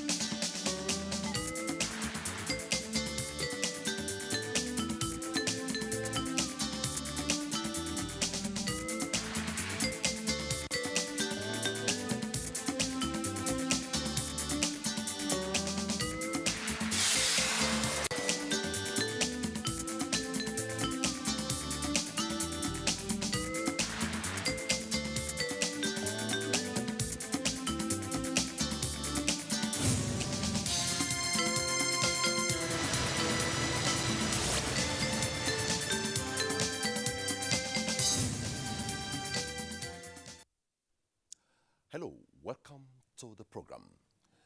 In the past 4 years, the Nigerian Meteorological Agency, NIMET, has been presenting its seasonal climate prediction to Nigerians at the onset of the growing season. And through these predictions, Nigerians have been kept abreast of the vagaries of the weather in the country, as it is a known fact that more than 75% of farmers in Nigeria rely on rainfall for agricultural activities, and the NIMET 2021 prediction is no different, as it is said to be normal to above normal annual rainfall is to be expected throughout the country. However, NIMET predicts a below to normal rainfall over a few places in the northwestern parts of the country, to include Sokoto, Kebbi, Zamfara, and Kano states, while also advising farmers in the north-central zones against hasty planting in order to avoid losses due to the early rainfall recorded, but recommends that preparation of planting activities such as clearing, purchasing of farm inputs by farmers should commence as scheduled. Favorite weather conditions, according to agriculturists, influences crop growth, yield, and sometimes pest control, and this is why information on weather remains crucial to farmers. Last year, the rains came and ceased as predicted by NIMET. The season was characterized with flooding and drought, with adverse effect on farmers' output who didn't adhere to warnings from NIMET predictions. Will it be different this year, as another farming season is just around the corner and farmers are gearing up to commence the season? Will the prediction be treated with levity just like previous years, leading to severe consequences like bad weather, flood, and drought? Should government carry out sensitization campaigns on weather patterns to make farmers aware of their implications on farming activities? How can farmers keep themselves abreast of these weather patterns to avoid perennial wastages by natural factors over ignorance on climate change matters? These are some of the questions our guests will be giving answers to on Tuesday Live tonight as we discuss NIMET prediction and 2021 farming season. I am Omini Odan, but first, let's take a listen to this background put together by Musa Baba Aliyu. Gradually getting darker as the clouds thickened, signifying that the rainy season is here again. These farmers in Dutsama, Katsina State, are clearing their farms preparatory to the planting season. They told me they have procured seeds and fertilizer for the season. Though farming activities for the rainy season are yet to commence in most parts of northern Nigeria, farmers in the south have started planting. The Nigerian Meteorological Agency has advised farmers in the north-central zone of the country, and particularly Niger, Benue, Abuja, and neighboring states like Kaduna, against hasty planting in order to avoid losses due to the false onset of rains recorded recently. The agency, we recommend that other preparatory planting activities such as clearing, land clearing, purchase of inputs by farmers should commence as scheduled. These farmers say they will maximally utilize the rainy season by planting early maturing crops and also harvest in good time to avoid a repeat of what happened last year. It could be recalled that last year's delay in crop harvest resulted in the washing away of crops owing to the flood which submerged many farming communities. Access to inputs such as fertilizer, seeds and other inputs is another hurdle farmers will have to cross, as the Federal Ministry of Agriculture has stopped the buying, selling and distribution of fertilizer to farmers. Fertilizers, producers, blenders and dealers will from henceforth be very careful to ensure that farmers are supplied with adequate quality fertilizer for their own use. This law is going to be enforced. This law is going to be implemented. Today, we have an efficient fertilizer regulatory system which would ensure that the right kind and quality of fertilizers are sold to farmers at good prices, such that while small-scale farmers achieve higher crop yields, the environment will not also be negatively impacted. In the meantime, the Fertilizer Producers and Suppliers Association of Nigeria says it has produced more than 1 million tons of fertilizer and are available nationwide. Yeah, well, when the program started, the 5,500, that was a gesture by the president as to make fertilizer affordable for the common farmer in Nigeria. But that's the NPK 2010 fertilizer. But there are over 20 different types of NPK. But this particular NPK 2010 was what was put for 5,000 for the period of 3 years, and the president extended for another 1 year, making 4 years. Okay. Now the industry has been restructured by Mr. President for sustainability. Now there are crop-specific fertilizer being made, so prices vary depending on the type of NPK you want to buy. Insecurity in some farming communities is another major source of concerns to farmers. Our only plea now, Minister, is for you to make sure that we have security in our farms for us to be able to produce during this farming season. If you do that, we are sure, Honorable Minister, that we are going to have food security in our country. But the security agencies say they are in control of the situation, assuring to provide adequate security in both urban and rural areas. In Abuja, Musa Baba Aliyu. NIMET prediction 2021 farming seasons, the focus tonight on Teaser Live. You can be part of the conversation tonight via our Twitter handle at Teaser Live NTA. Also, at some point in the course of the program, our phone lines will be displayed on the screen. Please, if we're true to you, turn down the volume of the television set and go straight to the point. You don't need to rigmarole. Please, in doing this, it will help us solve the problem of hallback or echo. And also, in the course of the program, to sustain the conversation, we shall be doing a couple of reports across the country. Tonight, we shall be going to Lafia, Benin, Bauchi, and Enugu. Well, I'm being joined tonight by a couple of guests. Right here I have Professor Mansour Bako Matazo. He is the Director General, Chief Executive Officer, Nigerian Meteorological Agency, NIMET, and also permanent representative of Nigeria with the World Meteorological Organization. Good to have you on the program tonight. Yeah, good evening, and thanks. Also joining us is Kabiru Ibrahim. Kabiru Ibrahim is President, All Farmers Association of Nigeria. Welcome to the program. Good evening. Thank you very much. Samuel Negedu is President, Fertilizer Producers Association of Nigeria. Good to have you on the program. Good evening. Thank you very much. Gentlemen, we begin. DG, let me begin. It's a routine, more or less, or call it a ritual. And first of all, let me say congratulations. Yeah, How is it like settling down in NIMET? Actually, everything is going smoothly and fine. Remember, I've been with NIMET for the last 6-7 years, so it's fine.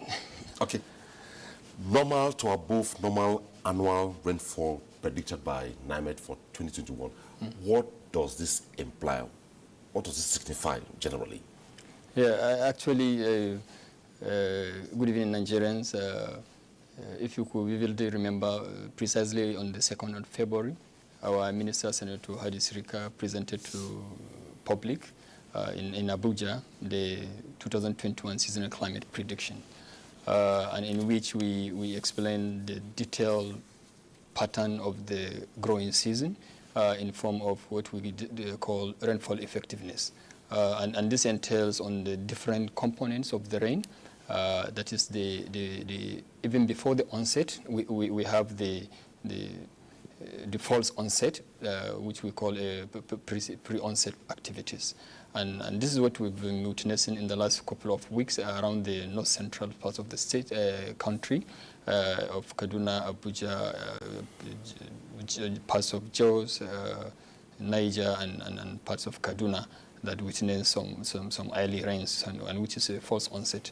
The other component is the real onset, and that is when you have well-established accumulated amount of rainfall that has established enough moisture of about 50 to 60% in the soil, which will allow some easy germination of seeds after planting.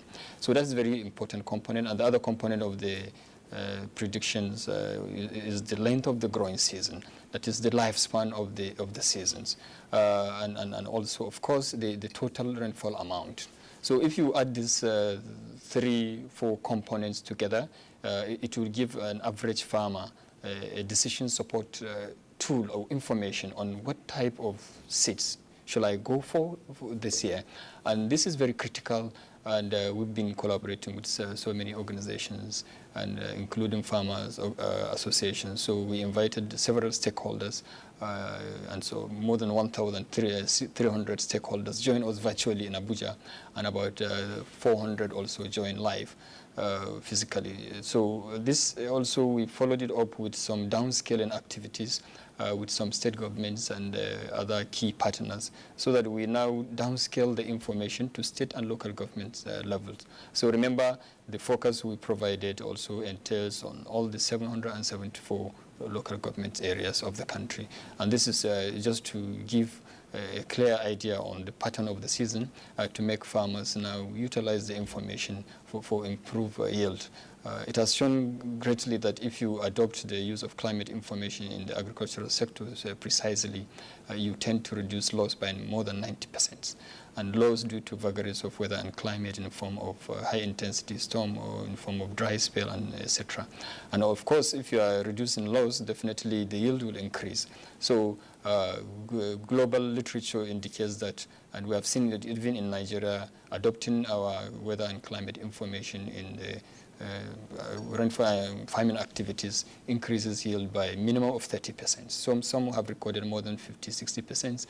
We've had so many testimonies during the last 4-5 years from community farmers across most parts of the country, testifying the advantage of this adoption of this climate information for farming activities. So going by the prediction, if they adhere strictly to it across the platforms or the value chain, maybe transportation, agriculture, all that. Yes. Comparatively, what will it be like this year compared to last year?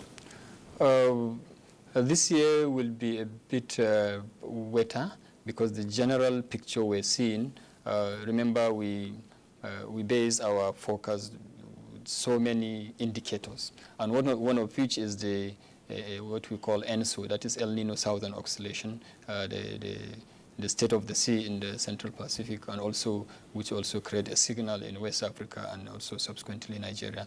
In addition to some other factors, regional and local factors that contribute into this.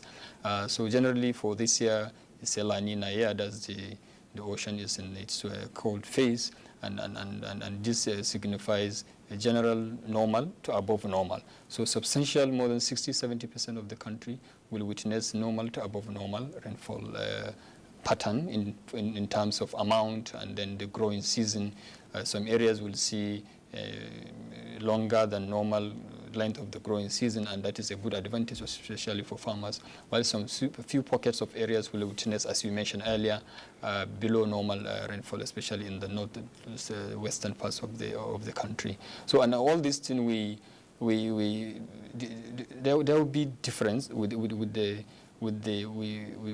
last year. Last year was highly.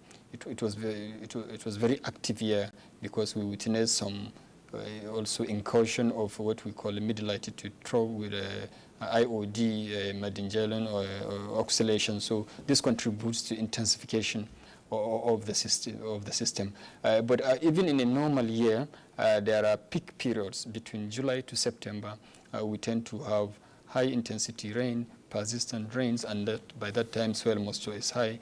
That tend to generate flash floods in cities, and also because Nigeria lies in the lower parts of the Niger Basin and the River Benue also. So we receive inflows from these international rivers, and of course that now contributes to some submergence and flood activity. So this we provided details adaptation techniques, especially in agriculture, water resources, transportations. So in our document, seasonal climate prediction is on our website. We also distributed physical copies to all stakeholders, and of course we even translated it to 3 major languages. So there will still be high intensity rain because of climate change. So we are beginning to see short duration, high intensity storms would tend to generate a lot of flash floods because high intensity rain of about 50 millimeter or more than that within 30 minutes or 1 hour will tend to block all the soil pore spaces and then enhances runoff, and that tend to generate a lot of flash flows. We have witnessed a lot of this in some parts of the southern parts of the country, and also the beginning of the season is also associated with high-intensity windstorms, especially we have seen this in some southwestern states, including even Abuja of recent this week. Okay, let's go to Kabiru Ibrahim. Kabiru, as the president of the All Farmers Association of Nigeria, how has the association processed this message, normal to above normal annual rainfall? Have you trickled down the message right down to where one would say the real farmers live? Do you understand it? Have they been able to be educated to get prepared to follow on this? The leadership of AFAN is in the 774 local governments, and I am at the national office. So any information that we get, especially on climate, is transmitted right down the line to every farmer in the language that he or she understands.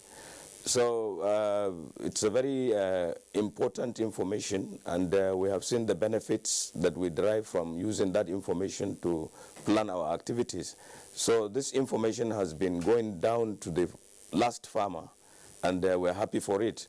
We upload NIMET. We are always anxious to know what is going to happen and what certain things portend to the farming community or farming activities of the farmers. And as Prof said, using that information will help us to maximize our yield in some areas and then to cut our losses. And it's very, very important because the farmers go to the market like everybody else, and we are looking at agriculture as a business now. We should be able to make money to buy other things and meet other commitments. Therefore, we hold dear this information that we get. It's unlike before when people used to do it, without any good science and good technology and all that.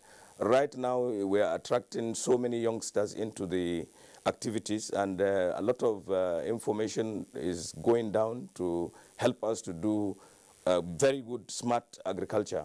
And then this information from NIMET is timely and is very welcome. We encourage all our farmers to abide by whatever the do's and don'ts are, because the losses that are incurred in floods and other things, or plantation drying up and all that, it's very, very devastating. Therefore, I think Nigeria is better for this. This information is very, very good. We encourage every farmer to abide by it, and we will partner more with NIMET to be able to accentuate this flow of information. And as Prof said also, the information is even translated into 3 languages. So it's available for everybody. It doesn't have to be in English. It can be in these other languages. And the leaders are also residents of the areas where they are, and they will translate and speak to the farmers in the language that the farmers understand. So, and this is what happens all over the world. What we want more than anything is to be able to do agriculture all year round. You know, we must be able to do it because that's what really optimizes production.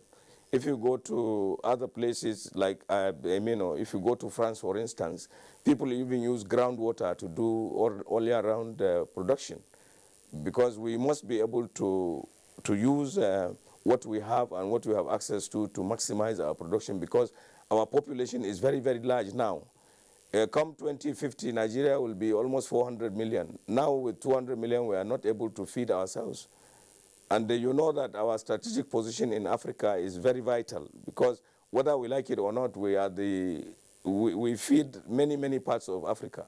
And now with this, with AFTA, we are poised to play a better role than we were playing before. And we need to take advantage of this, our arable land, our population, and this information that we get from the NIMET and other places to be able to maximize what we produce so that we can be the true brother's keeper of Africa.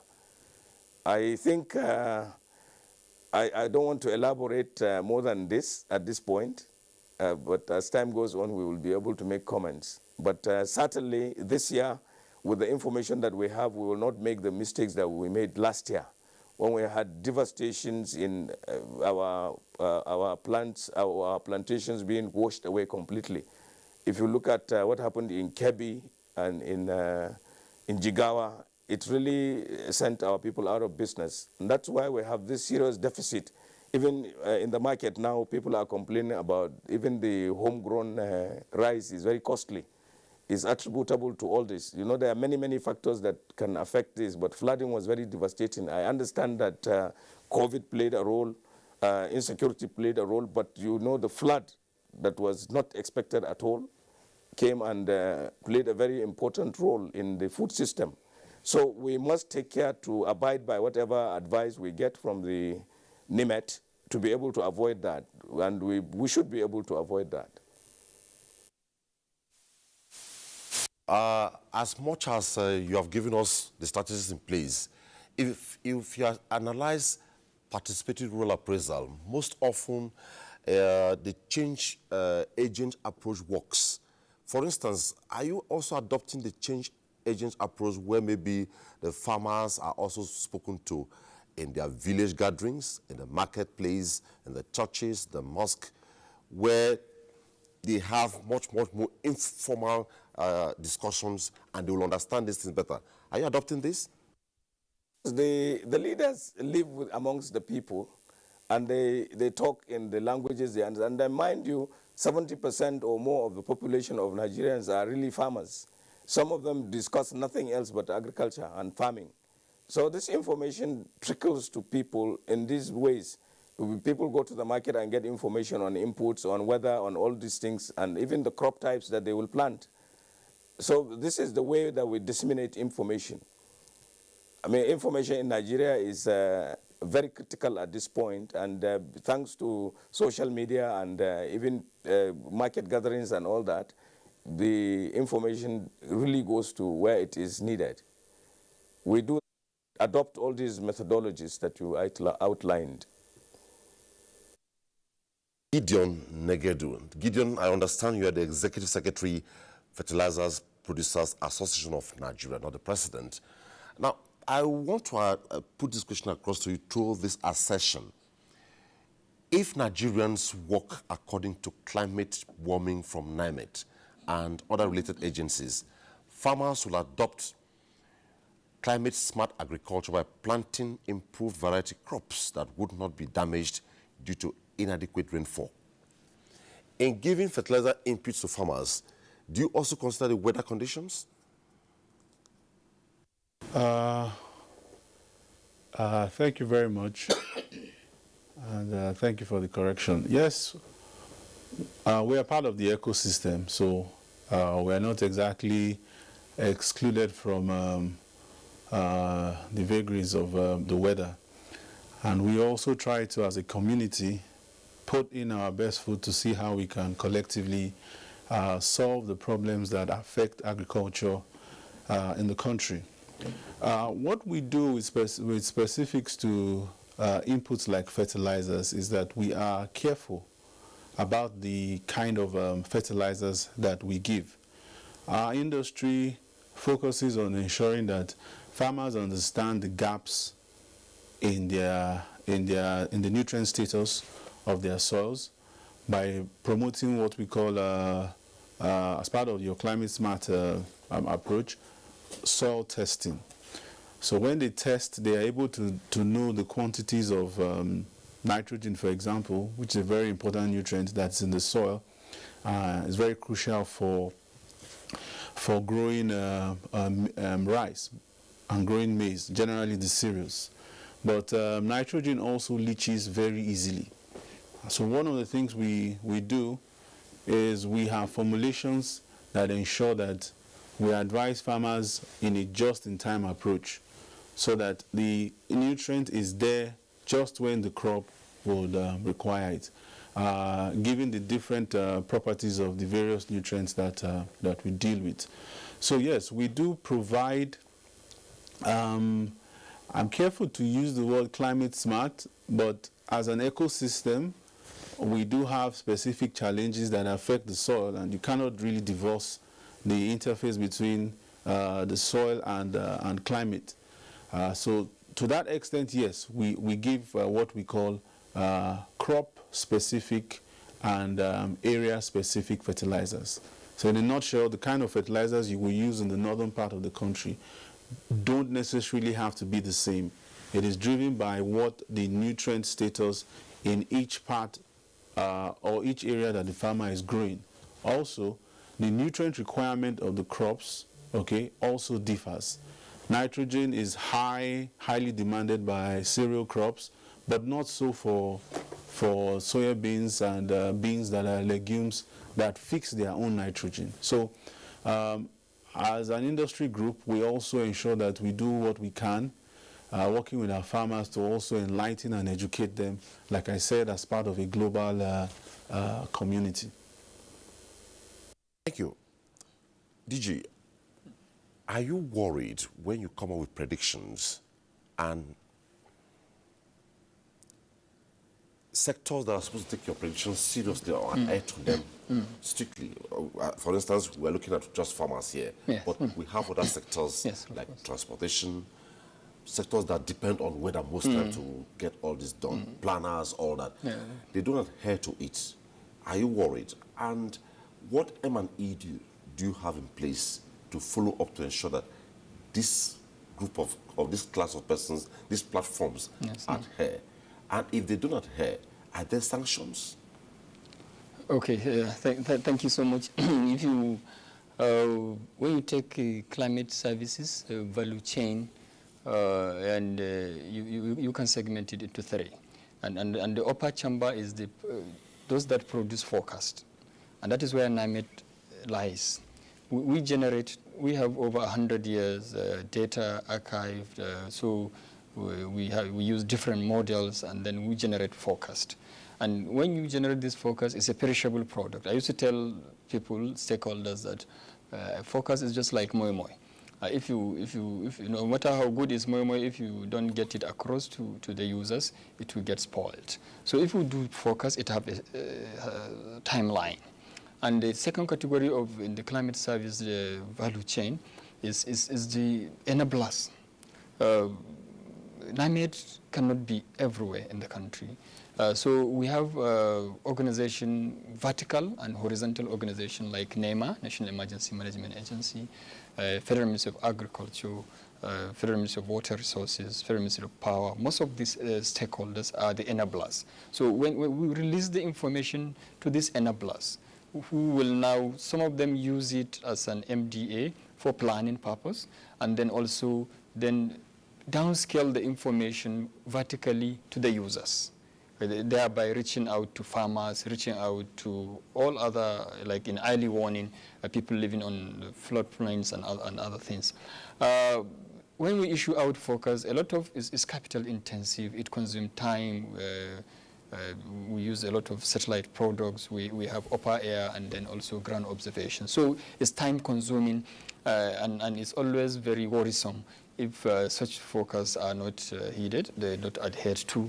But in the value chain, we don't issue out forecasts as scientists and stay to wait for what happens. So in the value chain, we do what is called two-way communication.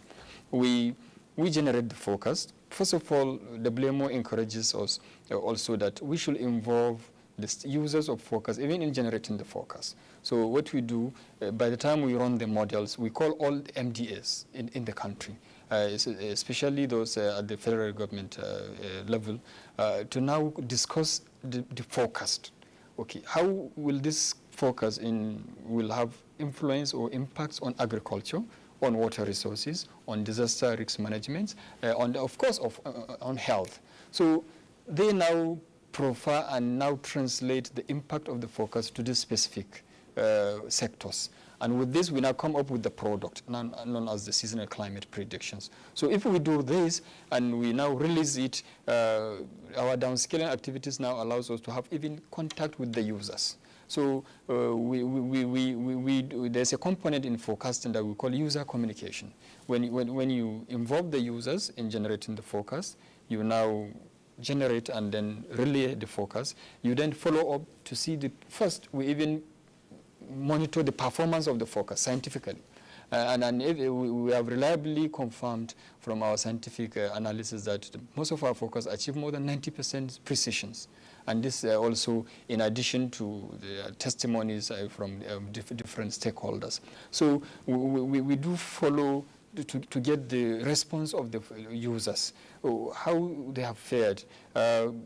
Some users do not adhere to, and based on our Establishment Act, you cannot force uptake of information, but sensitization is the best, and advocacy. So, and a lot of federal and state government organizations, they are helping us with this, and we are beginning to see improvement in the uptake. But the problem is people always tend to forget easily of high impact weather. So people live along the floodplains, and even at times when we advise that there was going to be a dry spell within the growing season, please go for drought-resistant seeds. Farmers, some do not, but there are a lot of organizations at the community level now, and we are using the ADPs and other in the IFAD in some of the states also to reach out to these lead farmers, and they are the one also that easily convince. So communities that are more organized tend to use information and also respond positively. So the response is averagely fair, but we can still do more. And we have this saying in the climate services value cycle that if you spend 1 naira to provide early warning system or signal or information, you are saving about 8 naira. Saving 8 naira in the sense that if the populace now utilize the forecast and now hit to the forecast, so it will avoid a risk that will be equivalent to 8 naira. And that 8 naira will come in providing palliative, in providing relief materials and other things. So, and this is very critical. We're working very strongly with NEMA and other also enablers in the country. But the response from the citizens has been very fair, but there's still room for improvements. Okay. Besides the fact that we agree that from what you have said, this whole thing has a multi-sectoral approach. Exactly. And besides what NTA is doing now, do you have promotionals to update people maybe on a daily basis across the states? And also, you have mentioned sectors. I never hear you mention Federal Ministry of Information like the National Orientation Agency. Do you work with them? Yeah, very well. Actually, we have stakeholders across the country. I want to put an array of our services that cut across all the sectors. We generate annually the seasonal climate prediction, which is an annual forecast and is very important. And we also update it monthly to give an update of the performance and also the dynamics of the season to update the populace. We also on daily basis, we are witness where we issue our daily forecast. Even though the timing is so short, we couldn't get up to 1 minute on NTA, but we are on talking terms to see also maybe with partners if we could get a longer time so that we give detailed forecast with some of the implications. All our social media platforms, they are very active. Our website is also second best, most active website that has been assessed last year, and we're hoping to be the best for this year. We issue also out what we call Agronomic Bulletin every 10 days.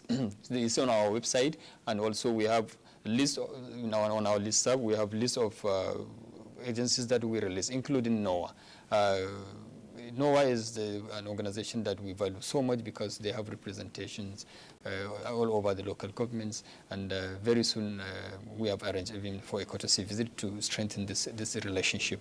We do issue out also flood prospects bulletin, flood and drought bulletin. We call it flood and drought bulletin, and also we're issuing climate and health bulletin. So all this is to put all the short-term, medium-term, and long-term focus into a package or a form of kit that would be useful. And this is available on our website. We have a list of stakeholders, including media organizations and NTA. And also on our website, we do an extended forecast of about 5 minutes. So it's live also on our website, www.nimet.gov.ng. People can access it. And also, we are very open for partnership, especially with various relevant enablers, MDS, like NTA. Okay. Let me take Gideon before I go to Kabiru. Gideon, from your analysis, I'm quickened by this question clearly. If you have done this analysis, can we just get a snippet of what you're doing in terms of fertilizer-specific soil tests, maybe across the LGAs, if we have various soil forms in the country? Have you done this? Yes. We have done that, and we keep updating that data. The first major work that was done in collaboration with the Food and Agriculture Organization of Nigeria of the UN in 2005. Professor Victor Chude was among a team that did an assessment of the soil nutrient status in the country. I'm aware that there's work that is still being done. Companies like OCP of Morocco have been working to help update that database on the kind of status of our soils as of today.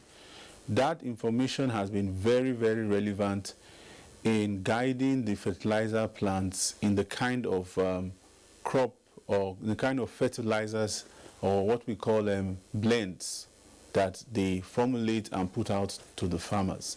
But what we have as an industry tried to encourage is more of a bottoms-up approach where the farmer is the one carrying out these tests. Obviously, because of the complexity of soil testing, it might be difficult to exactly get farmers to always get the accurate results. But small kits called soil doctors have been produced and shared to farmers. Farmers have also been trained on ways in which they can do very simple basic testing for the core macro elements like nitrogen, phosphorus, and potassium, which we call the NPK, as well as some micronutrients that are very key to ensuring that we have they can optimize growth. Like I was saying earlier, we have to be conscious of the kind of inputs that we are providing to our farmers. especially those kind of inputs that are critical, like nitrogen, nitrogen-based fertilizers like urea, but which also leaches very, very quickly.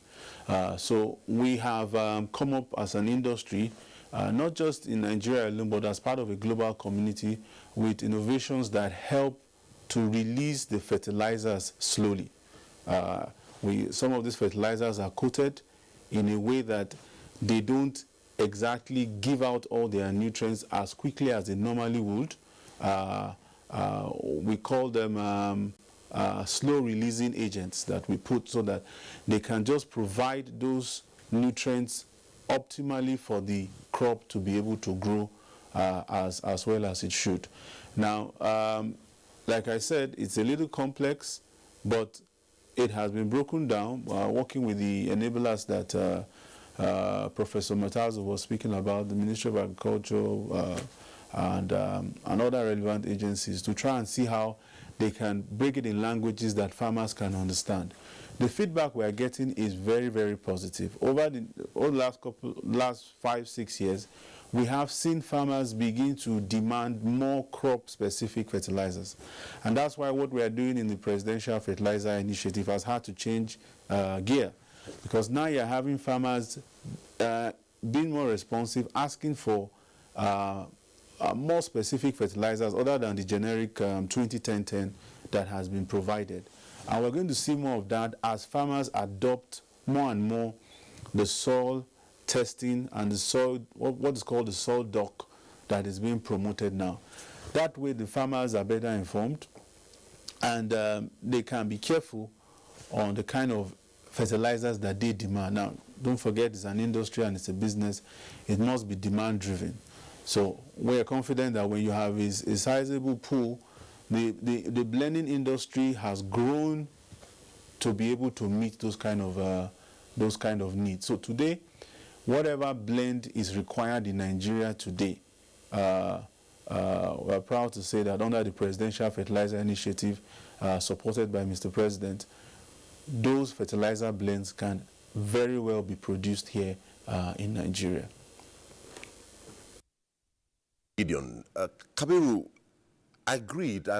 I'm sure you agree with me that government has done so much in terms of providing loans across board for farmers in the country. But the worry is if the connections are not done properly, meaning you connect to disconnect or you disconnect to connect, there's a likelihood that if we do not adhere to the predictions, then the essence of these loans would have been defeated.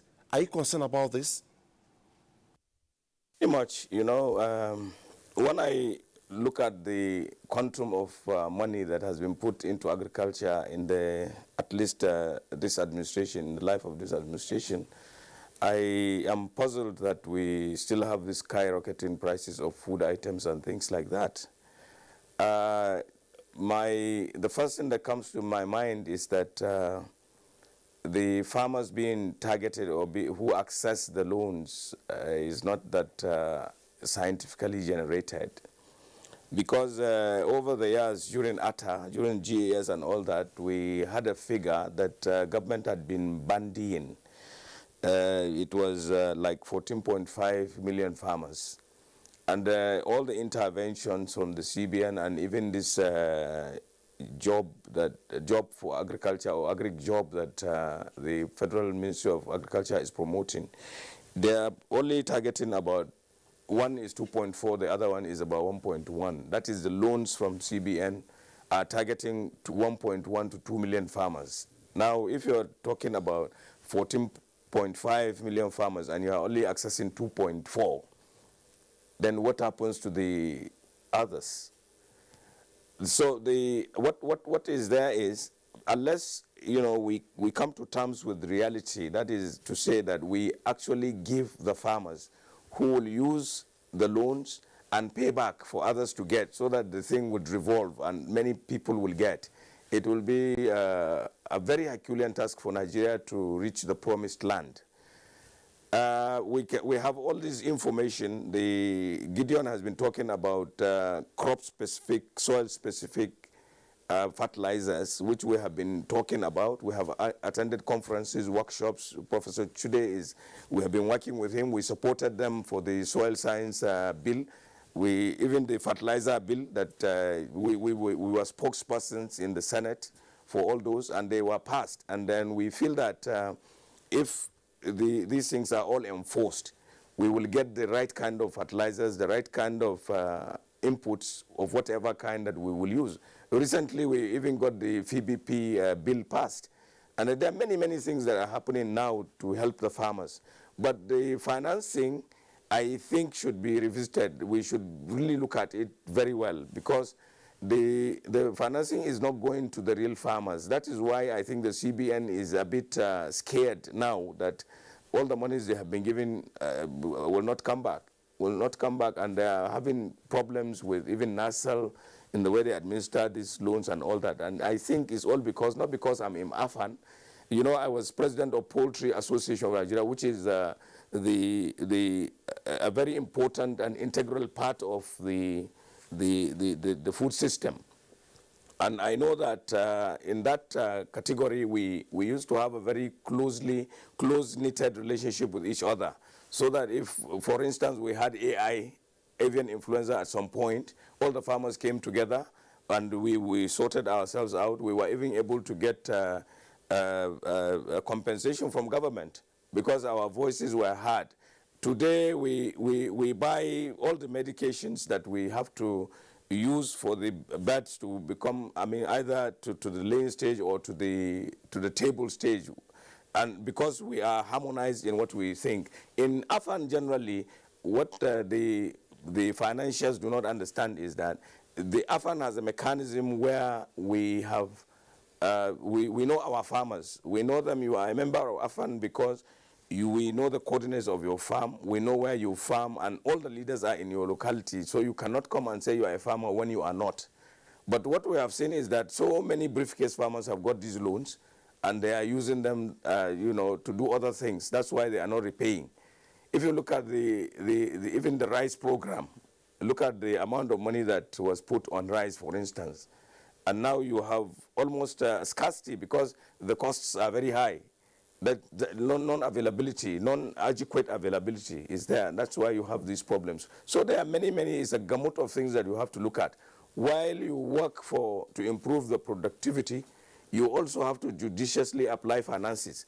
There is no point, spending 5 million in a patch of land where you will get only 1 million. Will you go back the following year? You should be able, you must be able to make profit to be able to be encouraged to go the following year. So there are many things, and it doesn't just take the forecasts of NIMET, the fertilizers. What about the seed system? What about the mindset of the farmer or the typical Nigerian? There are so many people blaming farmers now for skyrocketing prices of food items, but they have forgotten that the dollar has also become very expensive. And the farmers also go to the same markets that everybody else goes to. So whatever they have to sell at a very good price, at a premium, to be able to do other things. So there are many areas that we have to look at, and it takes a lot of hard work and understanding of the system to be able to manage it. We must look at the possibility of putting real good managers to manage the food system in this country, for us to be able to get food security or some semblance of it.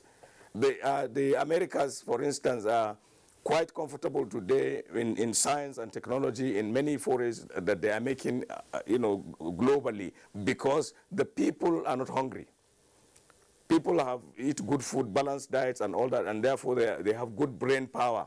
They should be able to do that. In this country, our population is growing.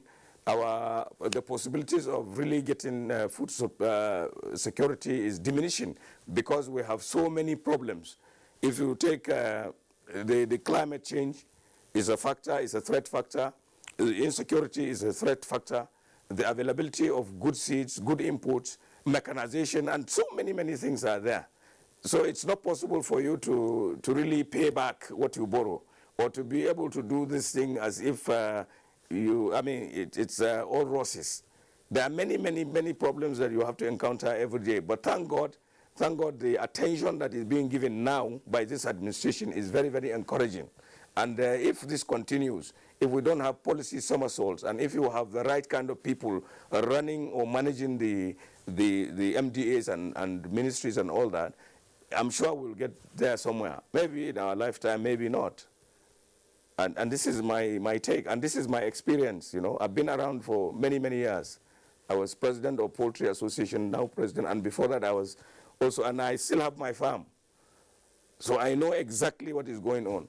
And everybody is applauded for all the effort. The fertilizer people are making very good effort, and they are making very far-reaching decisions to get us the right kind of fertilizers. They are helping us. The people managing the soil science people are doing a lot of work. The seed system is also getting a lot of attention. This government was the one responsible for the Seed Act 2019. So there are many, many things that are being done. The only thing is to get all these things together and manage them properly, and with a lot of enthusiasm and with a lot of participation of the farmers. And that's the only way to do it. Because if you go to the United States, for instance, everything that is being done for the farmers is strictly for the farmers, and it's not hidden in bureaucracy. And nobody is segregated against. Everybody is the same. In fact, what we say, our slogan here is that no farmer, no nation, great farmer, great nation. And then there are no borders amongst farmers. We don't segregate because you are a female or you are a male, you are a pagan or a Christian, you are from the north or from the south. Farmers are the same everywhere. So we need to really get all these things together to coalesce to produce good activities in agriculture that will benefit everybody. Everybody eats food. So it's the problem of every Nigerian to be sure that agriculture thrives. And then you see the dwindling fortunes of oil. The first world countries are getting alternatives to oil. The prices of oil are plummeting today. We must feed ourselves to be able to do any other thing else. So I will call upon everybody to join hands to make agriculture work in this country. Kabir, I get your point, but quickly before we take our reports, let me still be on you. You have raised a couple of issues. I remember very well when the Director General of the World Trade Organization came to Nigeria, one challenge he put across to the value chain was the need to tinker towards full-time, full-scale value addition. But that is not for now. What I'm asking you now is, you raised a serious concern, as much as I'm not joining issues with you. Who is the real farmer? Must I be a member of ALFAN to be a farmer? And who are not the farmers? Why, when you say these monies which you have agreed government is giving out to farmers is not going to the real farmers, who are the real farmers? When you give a loan from a bank, a proposal has to be there and it has to be bankable. And whoever is taking the money from you must show you that this is what they are doing. And you will base your judgment on that reality. In Nigeria, what happens is that because you know people, you tend to get favored. The real farmers are known. I mean, every community, if you go to every community, they know each other. They know who has a farm and who doesn't have a farm. If I come to Abuja, look at my babariga, I'm looking very good. I mean, somebody will think I'm a minister of some sort. So they will imagine that, I have to be here to be able to look good and all that. And that, the man who really owns a farm in my village, Faskari, who really works, tills the land and produces food for Faskari people, it's not necessarily wearing dresses like me, and he has no access to the CBN or anywhere where they give the loans. So we have to go down and meet these people and encourage them to take these loans and to be able to repay, for others to get and to repay as well, so that the whole thing will revolve. The population of the people needing this help is so much that government does not have the money. No bank has the money to give every farmer to do this. So this is all I'm saying. I'm not saying that, it's written on your forehead that you are a real farmer. But a real farmer should be able to be accessed. People should be able to know by what you do that you are a farmer or you are not. This is all I'm saying. We appreciate your line of thoughts there, Kabiru. Well, at this point, it's time to take our reports. And when we come back from the reports, we'll take our first break. But when we return, NIMET prediction is really getting to the real farmers, going by Kabiru's. Quickly, our first report is coming from Lafayette tonight. And from our correspondent, it says the state is partnering with agencies and critical stakeholders through robust engagements on prevention and management of post-harvest losses.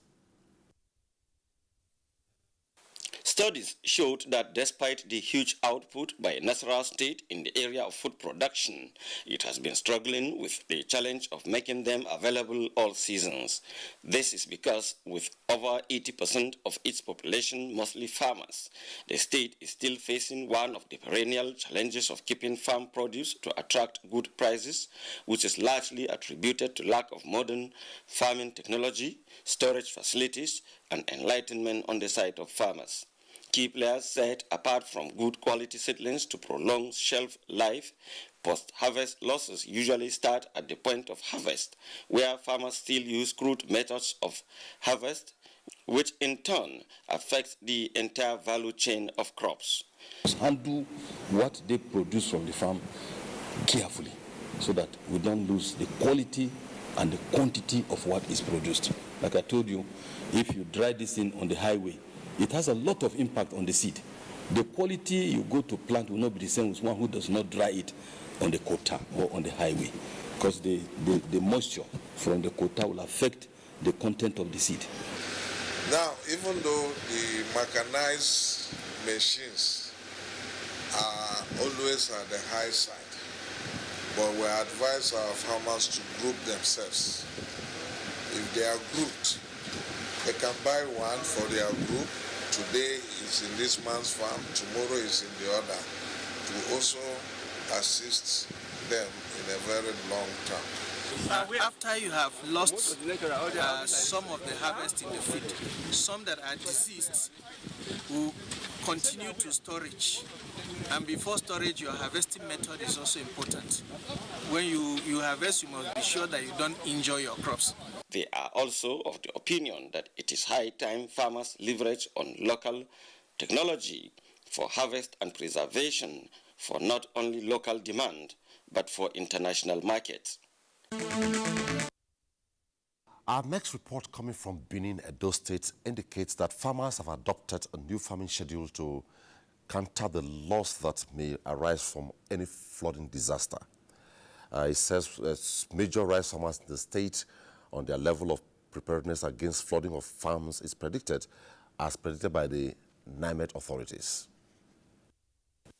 2018, over 300 hectares of rice farms in Igworiaki and Igwomo, in Ovia Northeast and Ovia Southeast local government areas of the state were destroyed by flooding. Farmers, especially those in the riverine areas, are always worse hit when flooding occurs. Seasonal forecast is one strategy used by the federal government to mitigate the impact of flooding. The Federal Ministry of Agriculture, Edo State, uses consistent weather forecast sensitization of the farmers to avert major losses. So we have advised our farmers on the crops to cultivate and the months what they are to cultivate. Early cultivation is key.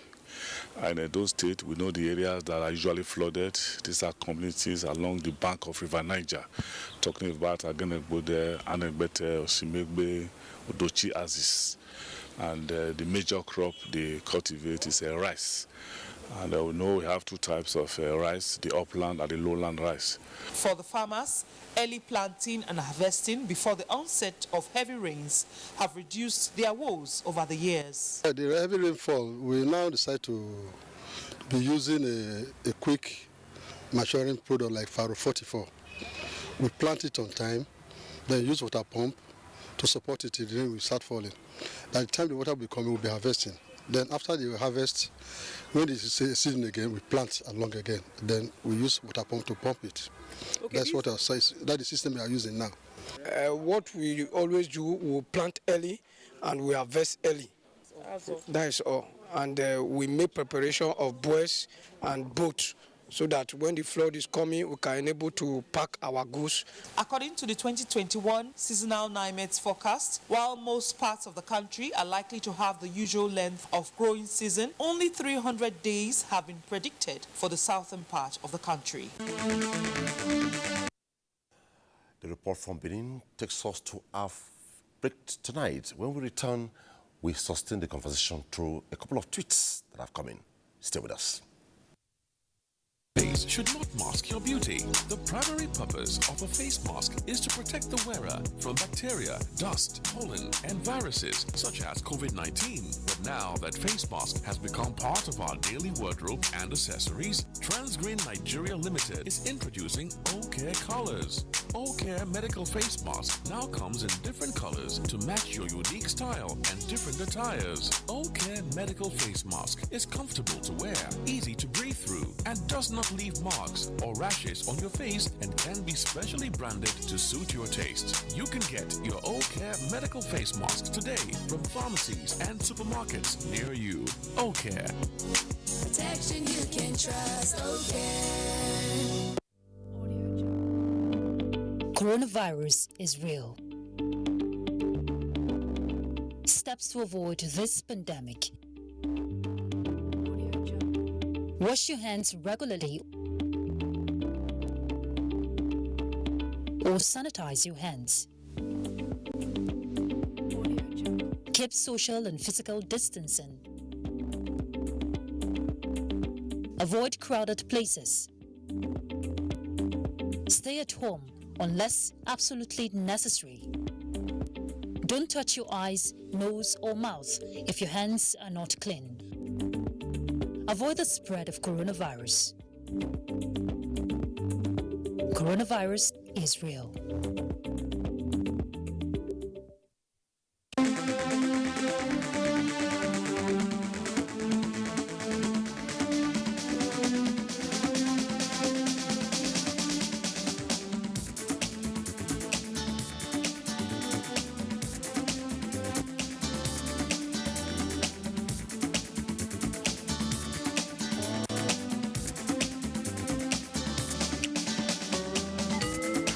NTA Tuesday Live, a network issue-oriented innovation talk show. Thanks for staying tuned. NIMET Prediction 2021 farming season is the focus once again tonight.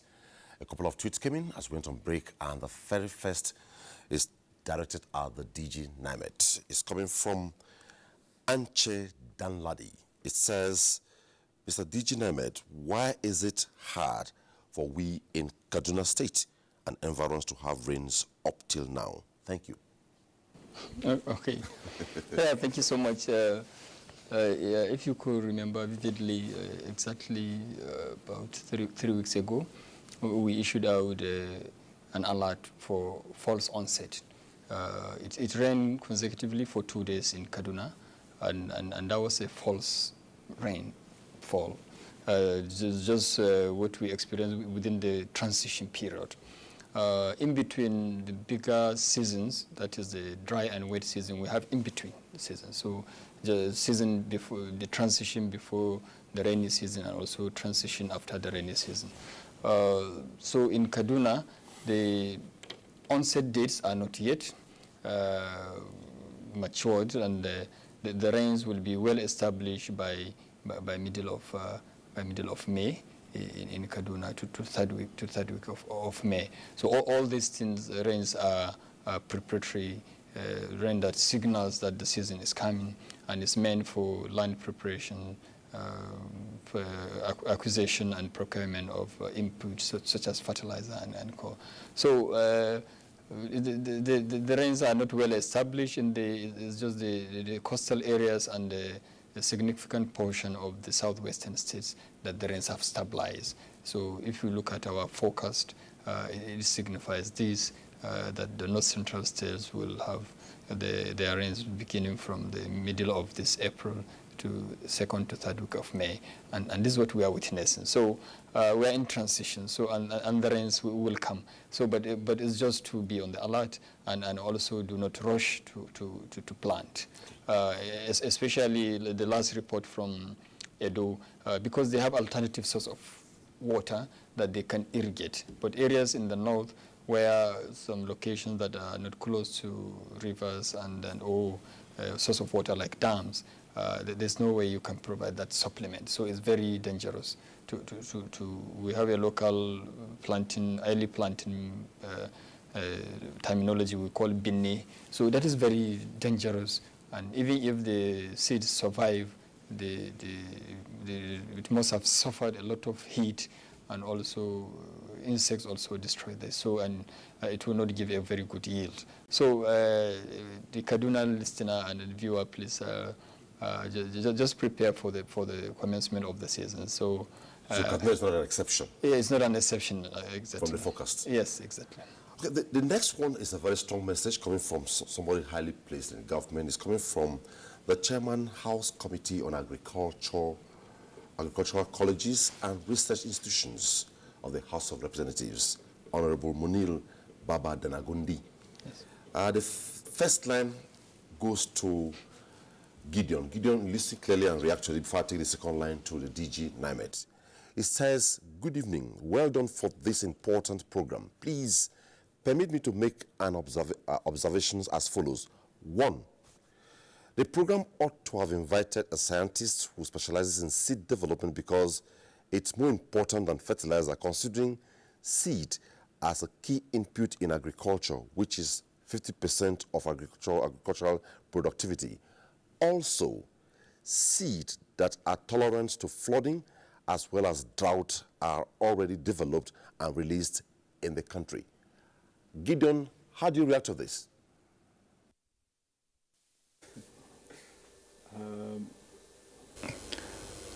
Yes, I agree completely. Like I said, we are part of an ecosystem. Okay, the input space, we're not exactly excluded from what is happening in the general agri ecosystem. So I do agree that we also have to look at the seeds, and the president of the Farmers Association alluded to that it's not just one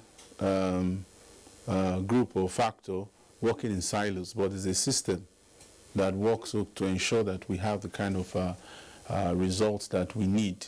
Of course, there's a lot of work that has been done, particularly in the area of seed breeding and coming up with varieties that are drought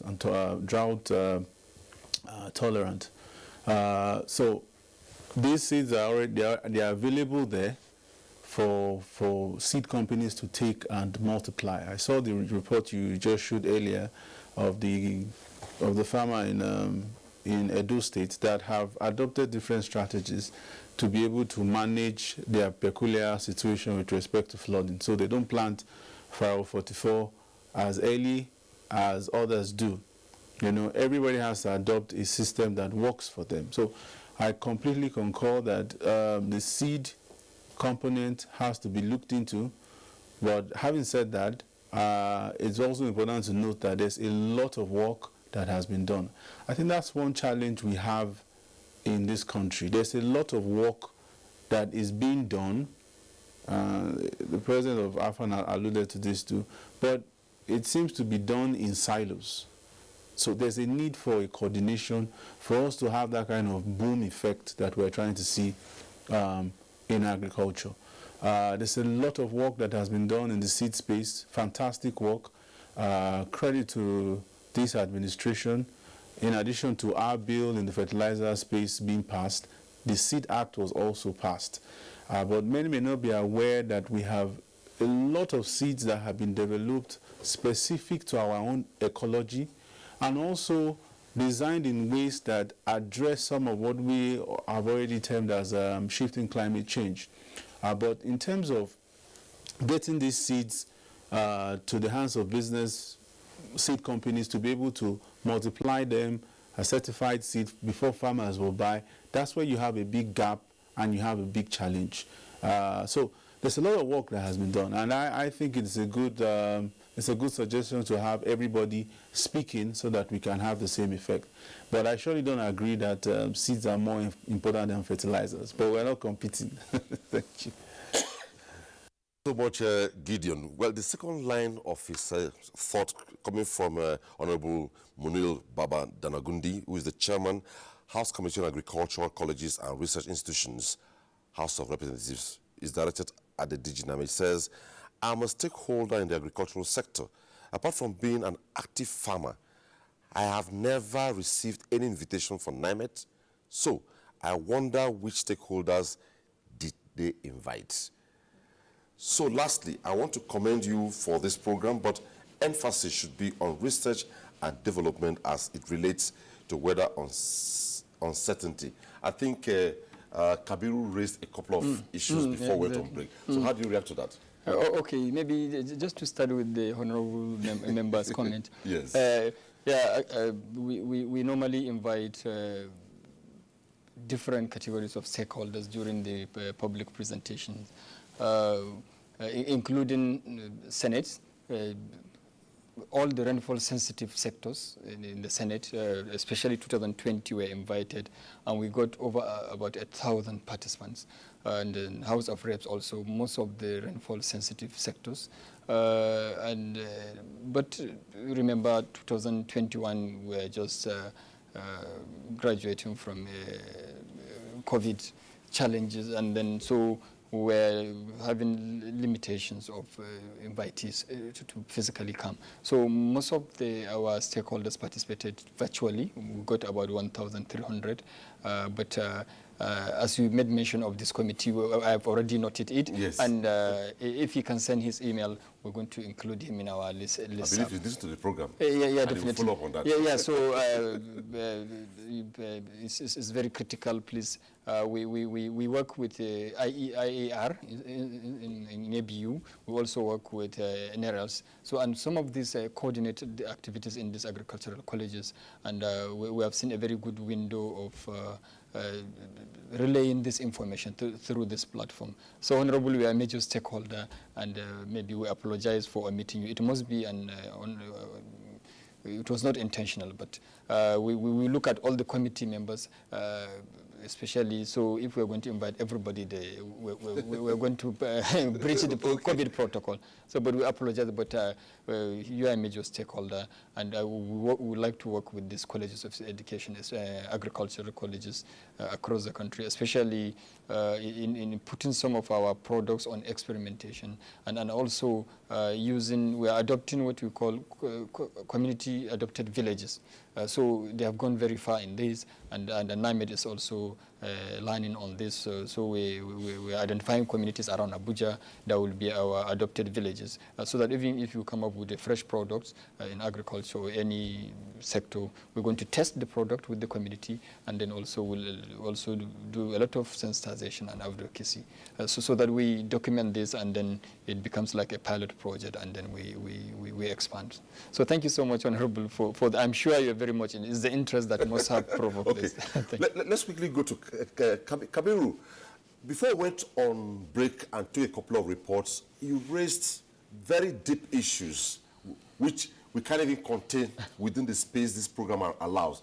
But let me quickly ask you this, a kind of slight digression, but very important to this discuss. Until sometime last year, some of us got to know that flooding in itself may appear a disaster in our climate. But in other climes, they even pray for floods, and they harvest this water for agricultural purposes. Is your association thinking towards utilizing floods for agricultural purposes? When we see flood, we cry over it. But other climes, when they see flooding, they harvest it, channel it somewhere, and utilize it subsequently for agricultural purposes. Are you thinking towards this direction? Well, it is good to think towards that direction, and I believe in very small scales people do it, because when there is a flood anywhere, the neighboring communities use that water to really cultivate their produce. And when the floods recede, the flood waters recede, they also plant there, so that sometimes we even have two cropping seasons you know, you can take advantage of floods as well. That's, I think, what you are talking about. And largely, we should also be able to encourage people to even do harvesting, to do rain harvesting. Let us be able to confine rains to, to some confinements and use the rain's water afterwards. It's a very germane thing to agriculture. And, you know, I alluded to even doing agriculture all year round. So we are not doing it on a grand scale, but I can assure you that when we had floods in Kebbi, the neighboring places, there is about 271 kilometers that was affected. The neighboring places used that water to get it into their lands. They did their own tunnels and the water got in there and they used it. And this is what we do. Every farmer knows this, that you need water to do this, so you get water from any source. So you may take advantage of some other people's misfortune, but then it happens. You know, it's a survival thing. It's an instinct. But we would welcome an idea that we should be able to do this on a grand scale, and that involves some involvement of government. We know the channelization of water from the water resources and all that should come in to help. In other places, I told you, they're even using groundwater to do all year round agriculture. They buy big machines to be able to drill for water, go to hundreds of meters down there and get water.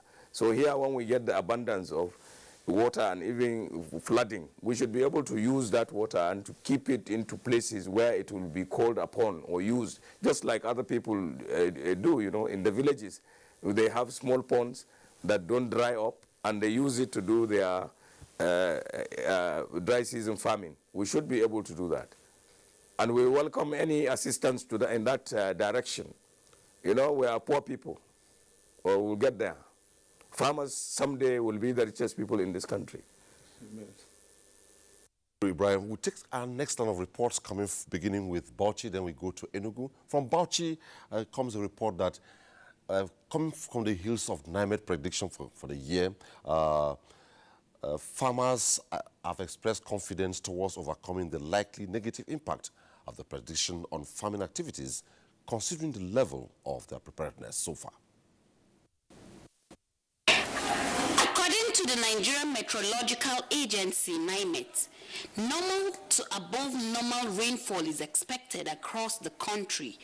It also forecasts that the length of farmers' season will span between 110 days in the extreme north and over 300 days in the south, while most places are likely to have their usual length of season.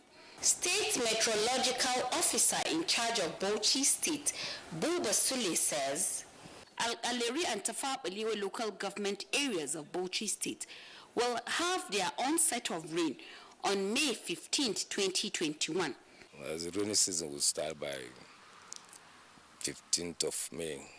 Last year's prediction and this year's prediction has less than 100 millimeters, maybe 10-20 millimeters differences. And the highest has always been Bauchi Metropolis. So even this year, the highest rainfall will be recorded in Bauchi Metropolis. The earliest onset will be in Al-Kileri and Tafawa Balewa. The project has packaged series of sensitization for farmers in the state through the media and village extension workers who will adequately educate farmers through techniques that will best suit the climate prediction. The AEP, through their extension unit, always have package for the farmers based on the prediction. And our last big report tonight is coming from Enugu, and it says heavy rainfall, which results to flooding, is one of the natural disasters that could cause possible food scarcity in the country if not properly managed. However, NIMET has given the prediction. The report. NIMET says normal to above normal annual rainfall is expected throughout the country. This prediction is to get farmers abreast with the future occurrence that could affect farming. Over the years, some farmers, especially those at flood-prone sites, have experienced losses resulting to poor harvest and food scarcity. In some localities in Enugu State, such as Adani, a rice-producing community, have witnessed challenges of heavy rainfall, wind, flooding, which resulted to farm degradation and damage of crops. To this end, some stakeholders say government is embarking on sensitization of farmers to be wary of farming in erosion-prone areas, construction of flood channels through urban and rural planning. They also say that provision of upland variety of crops to farmers would salvage the likely negative impact of this year's NIMET's prediction. It's the blockage of these waterways that mostly lead to this flooding that destroys things. If you are planting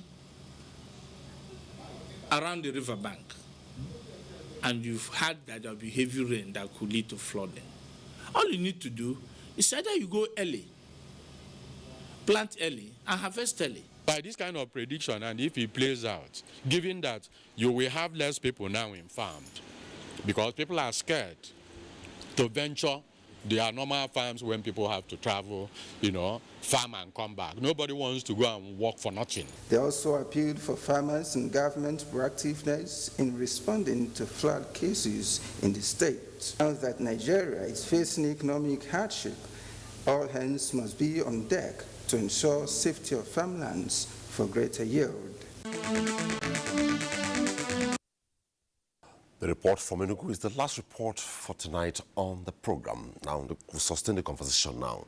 DG, it looks as though in looking at this, we are looking, although our focus is the 2021 farming season, but you have other stakeholder groupings. Besides agriculture, we're looking at telecommunications, water resources management, transportation, power, health, and disaster risk management, among others. In marshalling out your points, I know you mentioned them. If, for instance, you have predicted for 2021 farming season, and a telecom service provider didn't follow up to take a few things into consideration, signals fails, the farmers will not be reached. Ditto for transportation, ditto for health. If the health sector does not adhere, farmers will get sick and not be attended to. So how do you interface with this, and how do you link them up? Remember, somebody somewhere I think one of the guests or a report talked about the need for coordination, people not to work in silos. Yes, just as I mentioned earlier, that in the ecosystem we call climate services value chain, you need to have full coordination. And locally in Nigeria, NIMET spearheaded, served as the lead in the technical committee for the developing the national framework for application of climate services, NFACS. And this framework is so beautiful that it brings all the stakeholders on board. The focus producers, research organizations, enablers, MDAs, including also users, so that we have a network of vertical and horizontal interaction among all this. This framework is awaiting the ratification by the Federal Executive Council, and when it comes on board, it will really help in coordinating all this relevant. So stakeholders, in our focus, we look at all these sectors.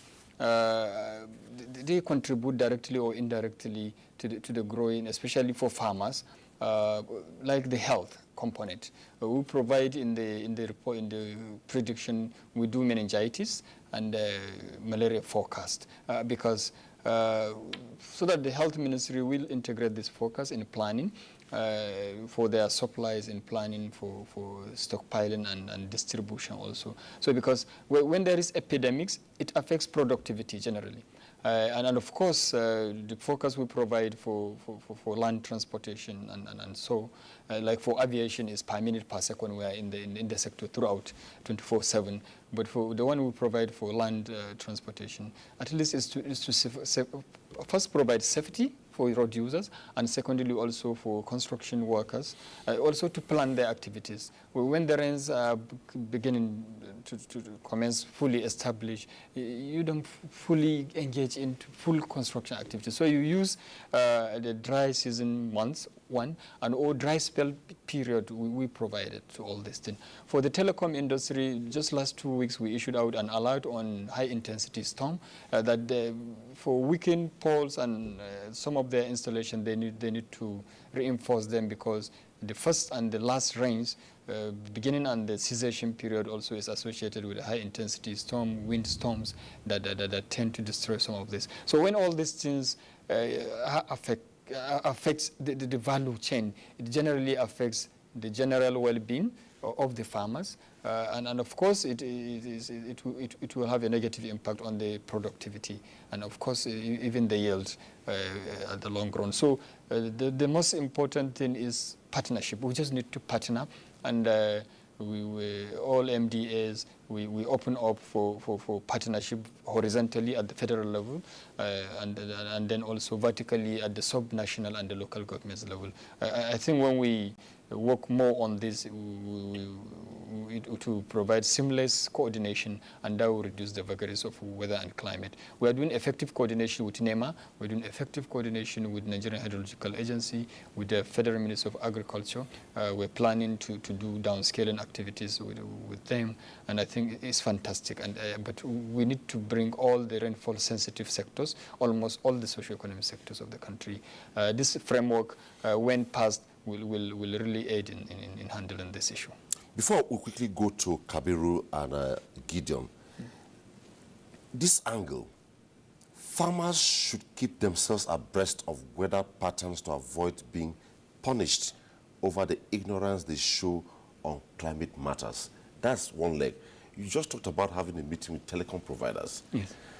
Earlier on, I asked you, if you meet with telecom providers to maybe reject their system or assess what they have in case of heavy storms, if they ignore and this storm comes and their facilities collapse and destroy other facilities, are there sanctions to this effect? In the last 2-3 years, we tried to establish a partnership with Nigerian Communication Commission, so that we provide them, there's what they call integrity test for some of their installations. Before you do any major installation, you need to have long-term climatic data, so that you look at the maximum strength of winds for the last 100 years to help in getting the right installations. And this will really help to strengthen. So I will still, it goes down also to effective coordination. We appreciate if the industry, telecom industry, partner with Nigerian Meteorological Agency. It will help reduce the negative impacts of destruction of most of this infrastructure during high-intensity storms, because the information will be used even so that you have a technical specification, effective one, that you have a standardized installation that can withstand most of the extreme events. On the other side, we're also using the platform of telecommunications. We have come up with an app that farmers could easily download, and then also we have all this focus in it, and it's very flexible, and we're even going further. So we'll just conclude on the telecom. Let's quickly take our first caller tonight before we lose the caller. Thank you. Ifeanyi is calling in from Port Harcourt, River State. Hello, Ifeanyi.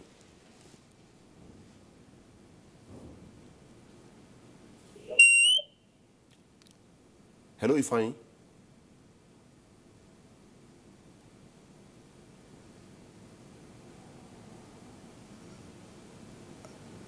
Well, if you're not coming up, I think you conclude on your first one. Yeah, exactly. Thanks so much. Okay, fine. Are you hearing me? Hello? Ifeanyi, go ahead, please. Okay. DG, are you hearing me? Go ahead, we are hearing you, Ifeanyi. Go ahead. Okay, DG, sir. NIMET makes forecast annually. Farmers plant their crops. The forecast. Ifeanyi, can you turn down the volume of the television set, please? I repeat, DG, NIMET, makes forecast annually. Farmers plant their crops, ignorance of the forecast, or partial or non-adherence to the forecast. When floods occur, these crops are destroyed, thereby creating scarcity and even hunger. Of what use are the forecasts if floods destroy the crops? How can you ensure that farmers are strictly adhere to forecasts? During the harvest season, farm produce are surplus, and even good percentage get rotten due to non-availability of storage facilities.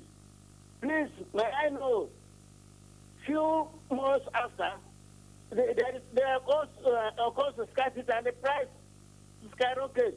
For how long shall storage facilities elude farmers in Nigeria? Finally, there used to be marketing boards, and are they still existing?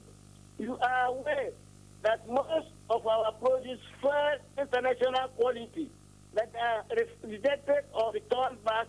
What have you put in place to certify the quality of our produce before exporting to international markets? Good products set itself. Good people, good Nigeria. Thank you. Thank you, Ifeanyi. Maybe you react. I think the second leg of the question should go to Kabiru. Exactly. Okay. It's also a cross-cutting question, but very interesting. Absolutely.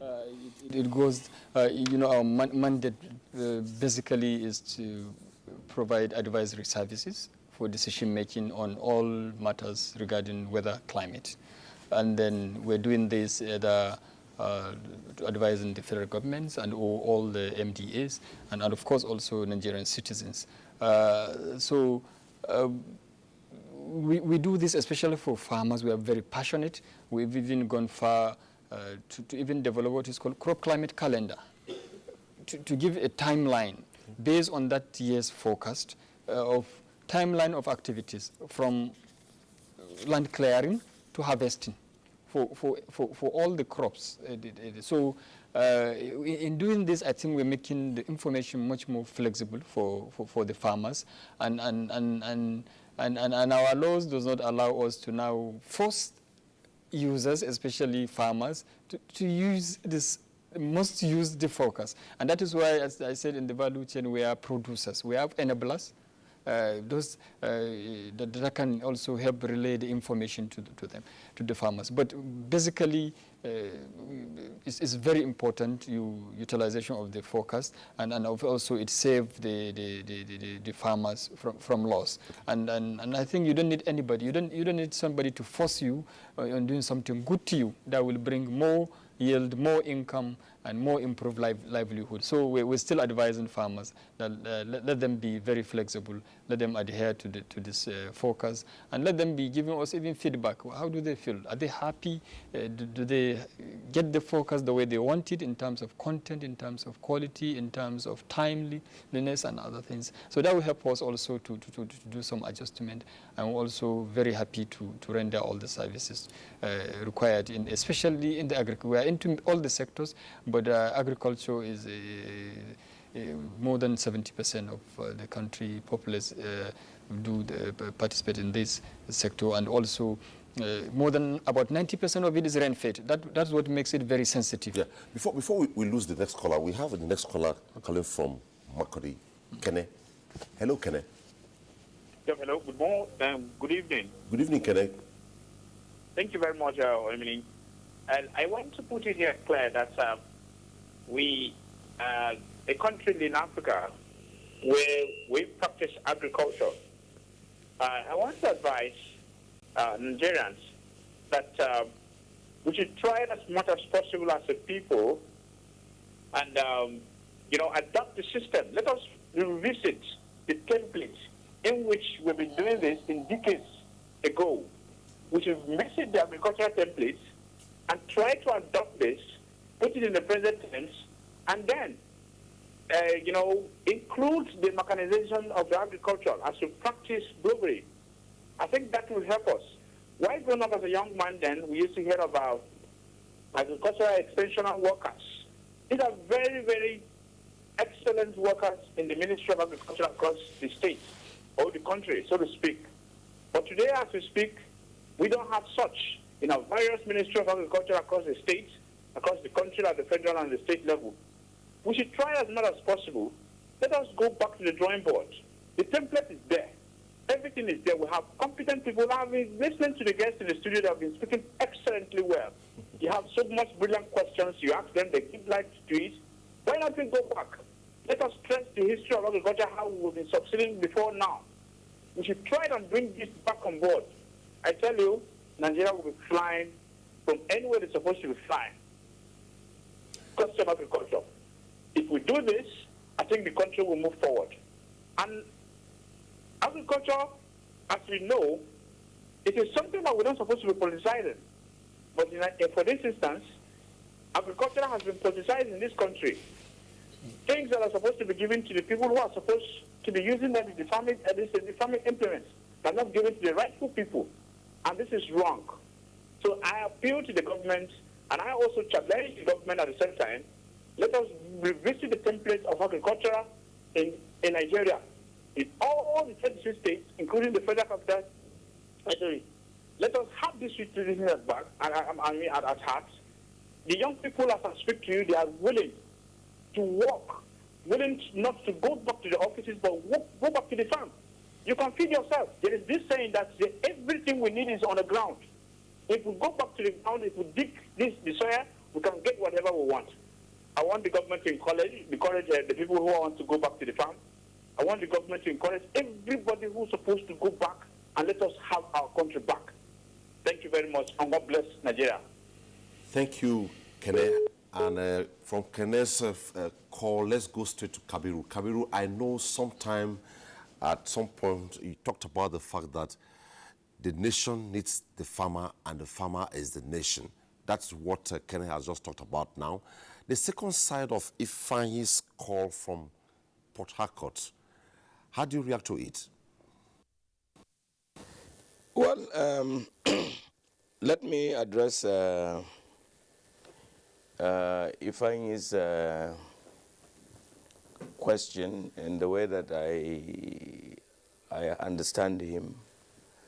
The Nigerian psyche in terms of achievement from agriculture is such that at first we had ignored the effect of people coming into agriculture just to get loans, because loans have been popularized. We have also ignored the fact that some people are in agriculture just laundering money.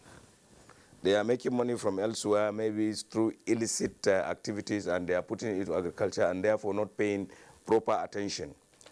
The thing that everybody should do in Nigeria is to be their brother's keeper. Whatever you do it for the betterment of the overall society.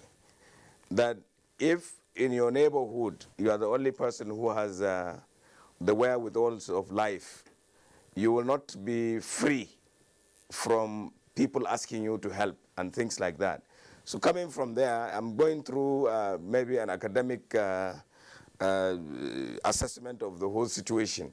But the reality of Nigeria is that we must be selfless in trying to do something to help every Nigerian without any segregation. That should answer some of these fears that are being expressed by people. Coming back to the man who is talking about the other aspect of Nigeria that comes to mind, that I always mention, I always talk about when I address people, and it's our stanza, the two stanzas of farmers, of AFAN, because we feel that we should be the apex body of farmers and farmer associations, whatever they are called, by whatever name they are called, that there is no nation if there is no farmer. The nation will be great if there are great farmers. You try to understand exactly what the message we are sending. And that message should tell the world that if we adopt this, it may not just be maybe a clarion call for this to be, but it should be a definitive way of looking at these things to make everybody at least food sufficient. And that is what we should desire. That we should make all the sacrifices, and we should reach out to the people willing to put in their best to make this possible, without any segregation, without any politicization. I mean, everything we do, there's politics in it, but there will be bad politics and good politics. It doesn't matter if agriculture is politicized to the good of it all, for everybody to benefit. There is nothing wrong with that. But what will be wrong is if you politicize it to deprive other people because they don't think the same way that you do. They don't have the same, or they do not subscribe to your manifesto. Agriculture is supposed to be, and in fact in Nigeria is on the concurrent list, and we should understand that agriculture actually takes place in the states. The federal government is, or the Federal Ministry of Agriculture is just to create the enabling environment for agriculture to thrive. There is no money in the Ministry of Agriculture that would be used to really make agriculture work. But the people should be sensitized to key into the agricultural policy. And that is why you do so many things. You know, every once in a while you do the Council on Agriculture. If the government in the center is PDP, say, and there are maybe 10 other states in Nigeria that are different, they are APC or ABGA or whatever, it's when you meet together with them and they make inputs and you bring a communique that borders on all the contributions of everybody, that the whole country will have a decision, a policy that will work for all. Not when you say you want to, it's only your focus that should be there, and you think that everybody else will just key in. It is not. That is why it is very crucial to do this. Sensitize people and incentivize them to work in, to coalesce to get the good results that we all desire. I mean, I'm talking metaphorically so that people will understand that there is a lot that can be done in agriculture. If you go to specifics, you may never really understand exactly what is going on. When you give it a lot of latitude, so many people will come in and a lot of wisdom will be used, and you can achieve good results. In the 150 years ago, for instance, in the United States, the situation that we have today was what they had. They worked very hard, they thought very well. They said, okay, giving people food, adequate food, balanced and all that, will make them work better in so many sectors. And that's why America now, it has the greatest economy, has a politics or a political system that everybody tends towards, even though they try to force it down our throat, but it works when it is open. It works to be democratic. It works to have transparency. It works to allow the legal system to work. And this is why you will talk of success. It is very important we do that. But all this will not work if people are hungry. There are so many groups now in this country that are almost trying to break up the country simply because they are hungry. People are very poor, dejected. They have very low purchasing power and all that. So whatever they do, whatever they say is geared towards maybe some anarchy of some sort. You must be able to create the right kind of environment for people to feel that they belong, and they are looked upon as human beings, not subhuman. And therefore, you get good results if you do that. And this is where, take countries, small countries like Singapore. Singapore didn't have anything. It had a very low population. It had nothing. It was a part of a certain country. They got where they are because everybody worked towards success. They had good leadership that made everybody to think in terms of building their country. And the country is okay. Our diversity in Nigeria should be a plus to us. We should be able to get everybody to work towards the success of this country. Whatever everybody can contribute should be harnessed so that we have an end product that is the envy of everybody in this world. I hope I've made my point. Thank you very much. Absolutely, you have made your point. Thank you very much, Kabiru. We appreciate that. Now, let's go to Gideon. Gideon, You have talked so much about innovation regarding soil-specific in terms of fertilizer, and I quite appreciated the way you addressed the issues raised by the Chairman House Committee on Agricultural Colleges and Research Institutions. Have you bothered about, despite this soil-specific you have done in fertilizer, do you consider its effect or impact on output?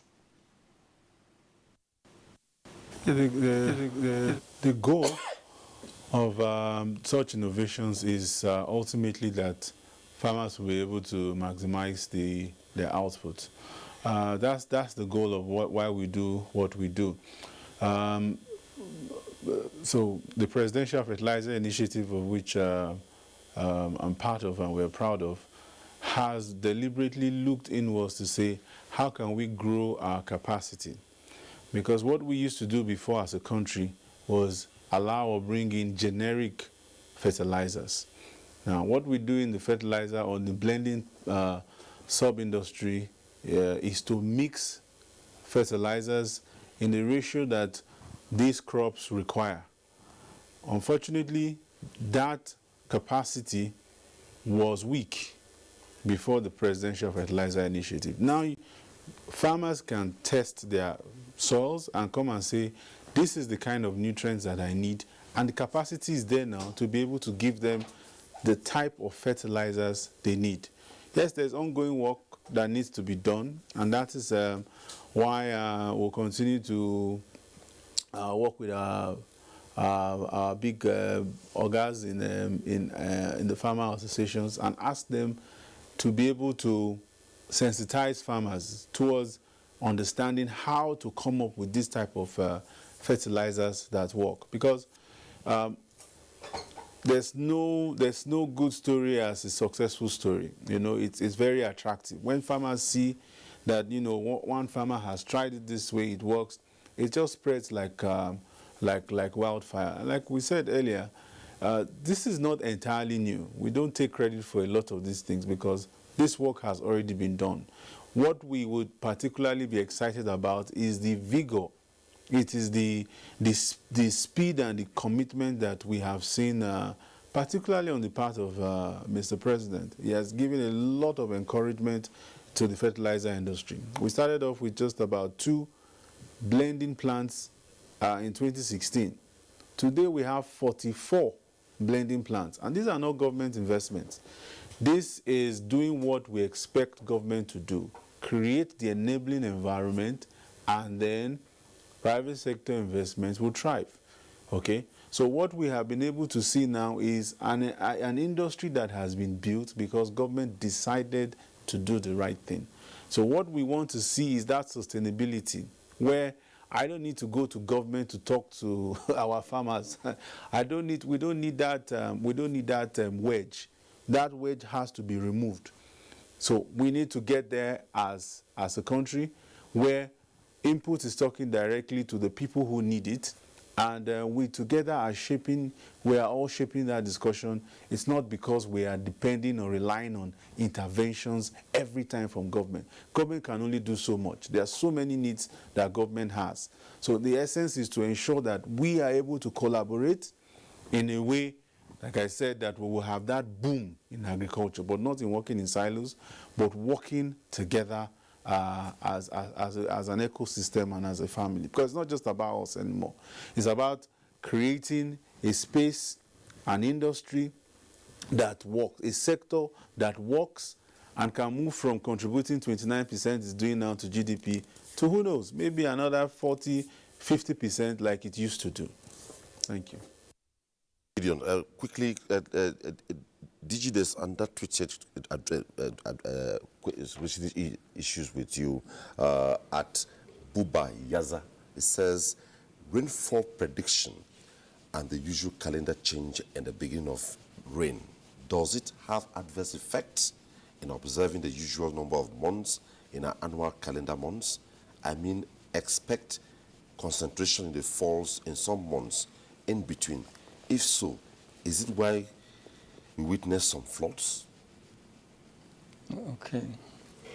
Yeah, I think the question is a bit, but I'll try to address it that generally when you look at growing season or generally the climate of the country, I will give you an example. For the north, we have about 7-month dry season and then 5-month rainy season. For some parts of the south, we have about 7-8 months of rainy season and about 3 or 4 months of dry seasons. So what we try to do is to give details of what happens within the rainy months. And rainfall it comes in cycle of between 3 to 4 and up to 6 days cycle, and so that to replenish and also give air for the soil also to take some air and for germination to happen. So this does not affect the calendar. Okay. So, but what maybe he might have mistaken this with the crop calendar we mentioned. Okay. Apparently. Yes. So there's what we call the crop climate calendar. So we look at, like for rain-fed agriculture, we look at, I will take an example for a place in Katsina State, let's say Malumfashi. The total number of rain growing season, let's say, is 130 days. Yeah, so, and the season, as we mean, begins between end of June and ends by second week of October. So for that year, the forecast year. So we now look at the variety, maybe maize variety. I wouldn't mention any name. Okay. So this variety, we now run the detailed activities from planting, from land clearing to harvesting. So it gives specific dates that if you are going for this variety that will germinate and grow within this length of the growing season, this is the date you are supposed to plant, this is the day you are supposed to weed, this is the day you are supposed to apply fertilizer, and this is the day you are supposed to harvest. And that gives farmers tend to like this crop calendar very well. Okay. I think in our subsequent interaction, we will shed more light on this, but viewers should not mistake this with the normal calendar month. So this cropping calendar is just like a timeline, schedule of activities on the farms that help guide farmers to implement climate-smart agriculture. And this tends to be give very positive output from our experience. Back to Kabiru. Kabiru, please, we don't have all the time, so I will not want to take it too deep. But quickly, you talked at some point about conferences, interface with other stakeholder groupings, all to boost crop produce in the country. Has this in any way worked at all? Oh, definitely. I trained as an architect. It's because I mix with people, I attend conferences and I attend seminars, workshops that I am now able to understand the agriculture space in this country. So these things help, and the more the merrier. The thing that you come away with from a conference is your interest. If something that interests you is the subject of discussion, your attention will be there and you'll be able to come out with it. I mean, with the information necessary. I will simply take you back to NIMET, for instance. Our work, what we do in agriculture depends on rains these days. I mean, we are not yet doing the all-year-round agriculture, doing irrigation and all that as much as we should. Therefore, the information that we get from NIMET, and if they call us for any conference, we should gladly be there because we will get information that will be useful for the work we do. And Gideon spoke about when he was answering a question of seed, for instance. I say seed is a sine qua non for agricultural production. But it is not more important than fertilizer. Chemical fertilizer that we so much talk about, we are also forgetting that there is organic fertilizer that we have been using from time immemorial. When I was growing up, we didn't have anything like or any need to use chemical fertilizer. We were using organic fertilizer droppings from our animals and all that. And we were using it to at least do subsistence agriculture at that time. But when you boost your production by applying inputs and all that, it is very, very helpful. and because your population is rising astronomically, you need to optimize the production to be able to satisfy those conditions. That is aside. Now, let us restrict ourselves to symposia, conferences and things like that. There is no better way to get information on the business that you do than attending seminars and refresher courses and all that. Very, very critical. I run a number of companies, and you cannot sit down and study. You cannot go to school to study everything that you do. It's what you hear from people who are telling you because they have experienced it, because they have a mastery of it, that you really gain so much. So in agriculture, you do need conferences and seminars, and you need to pay attention to conferences and seminars, especially when they are telling you new things. Do not come with the feeling that my father has been doing this and I have been doing this for 50, 60 years, and therefore I will not change. You can be doing the same wrong thing for 40 years, and then somebody will just wake up and tell you, look, do it this way. Why don't you say? In construction, I have experienced that, for instance. I had a very old foreman who had been making mistakes in building foundations or the substructure of a building for nearly 40 years. I told him that what he was doing was wrong. He was not reading the drawings the way they should be read.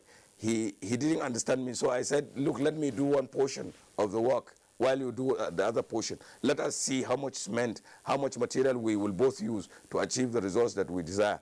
Of course, I used less than half what he used to get good results, and he from that time, he now accepted what I had to say, and until he died, he used to come to say hello to me. So we will go to NIMET, for instance. They will tell us information that will prevent us from having flooding, or at least planting in flood-prone areas. I'm afraid that's the much we can take from that axis on Kabiru. Kabiru, President of Farmers Association of Nigeria, it was nice having you on Tuesday Live tonight, and also Executive Secretary, Fertilizer Producers Association of Nigeria, Gideon Negedu. It was nice having you on Tuesday Live tonight. Thank you so much. And back here, Professor Monsu Baku Matazu, the General Chief Executive Officer, Nigerian Meteorological Agency, NIMET, and permanent representative of Nigeria with the WMO. Thanks for your time. Thank you so much. And to our callers and those who sent in tweets, we appreciate you. Always make time to be part of the program. On behalf of our force, don't forget to support the NTA in the onslaught against rape and rapists. Bye-bye.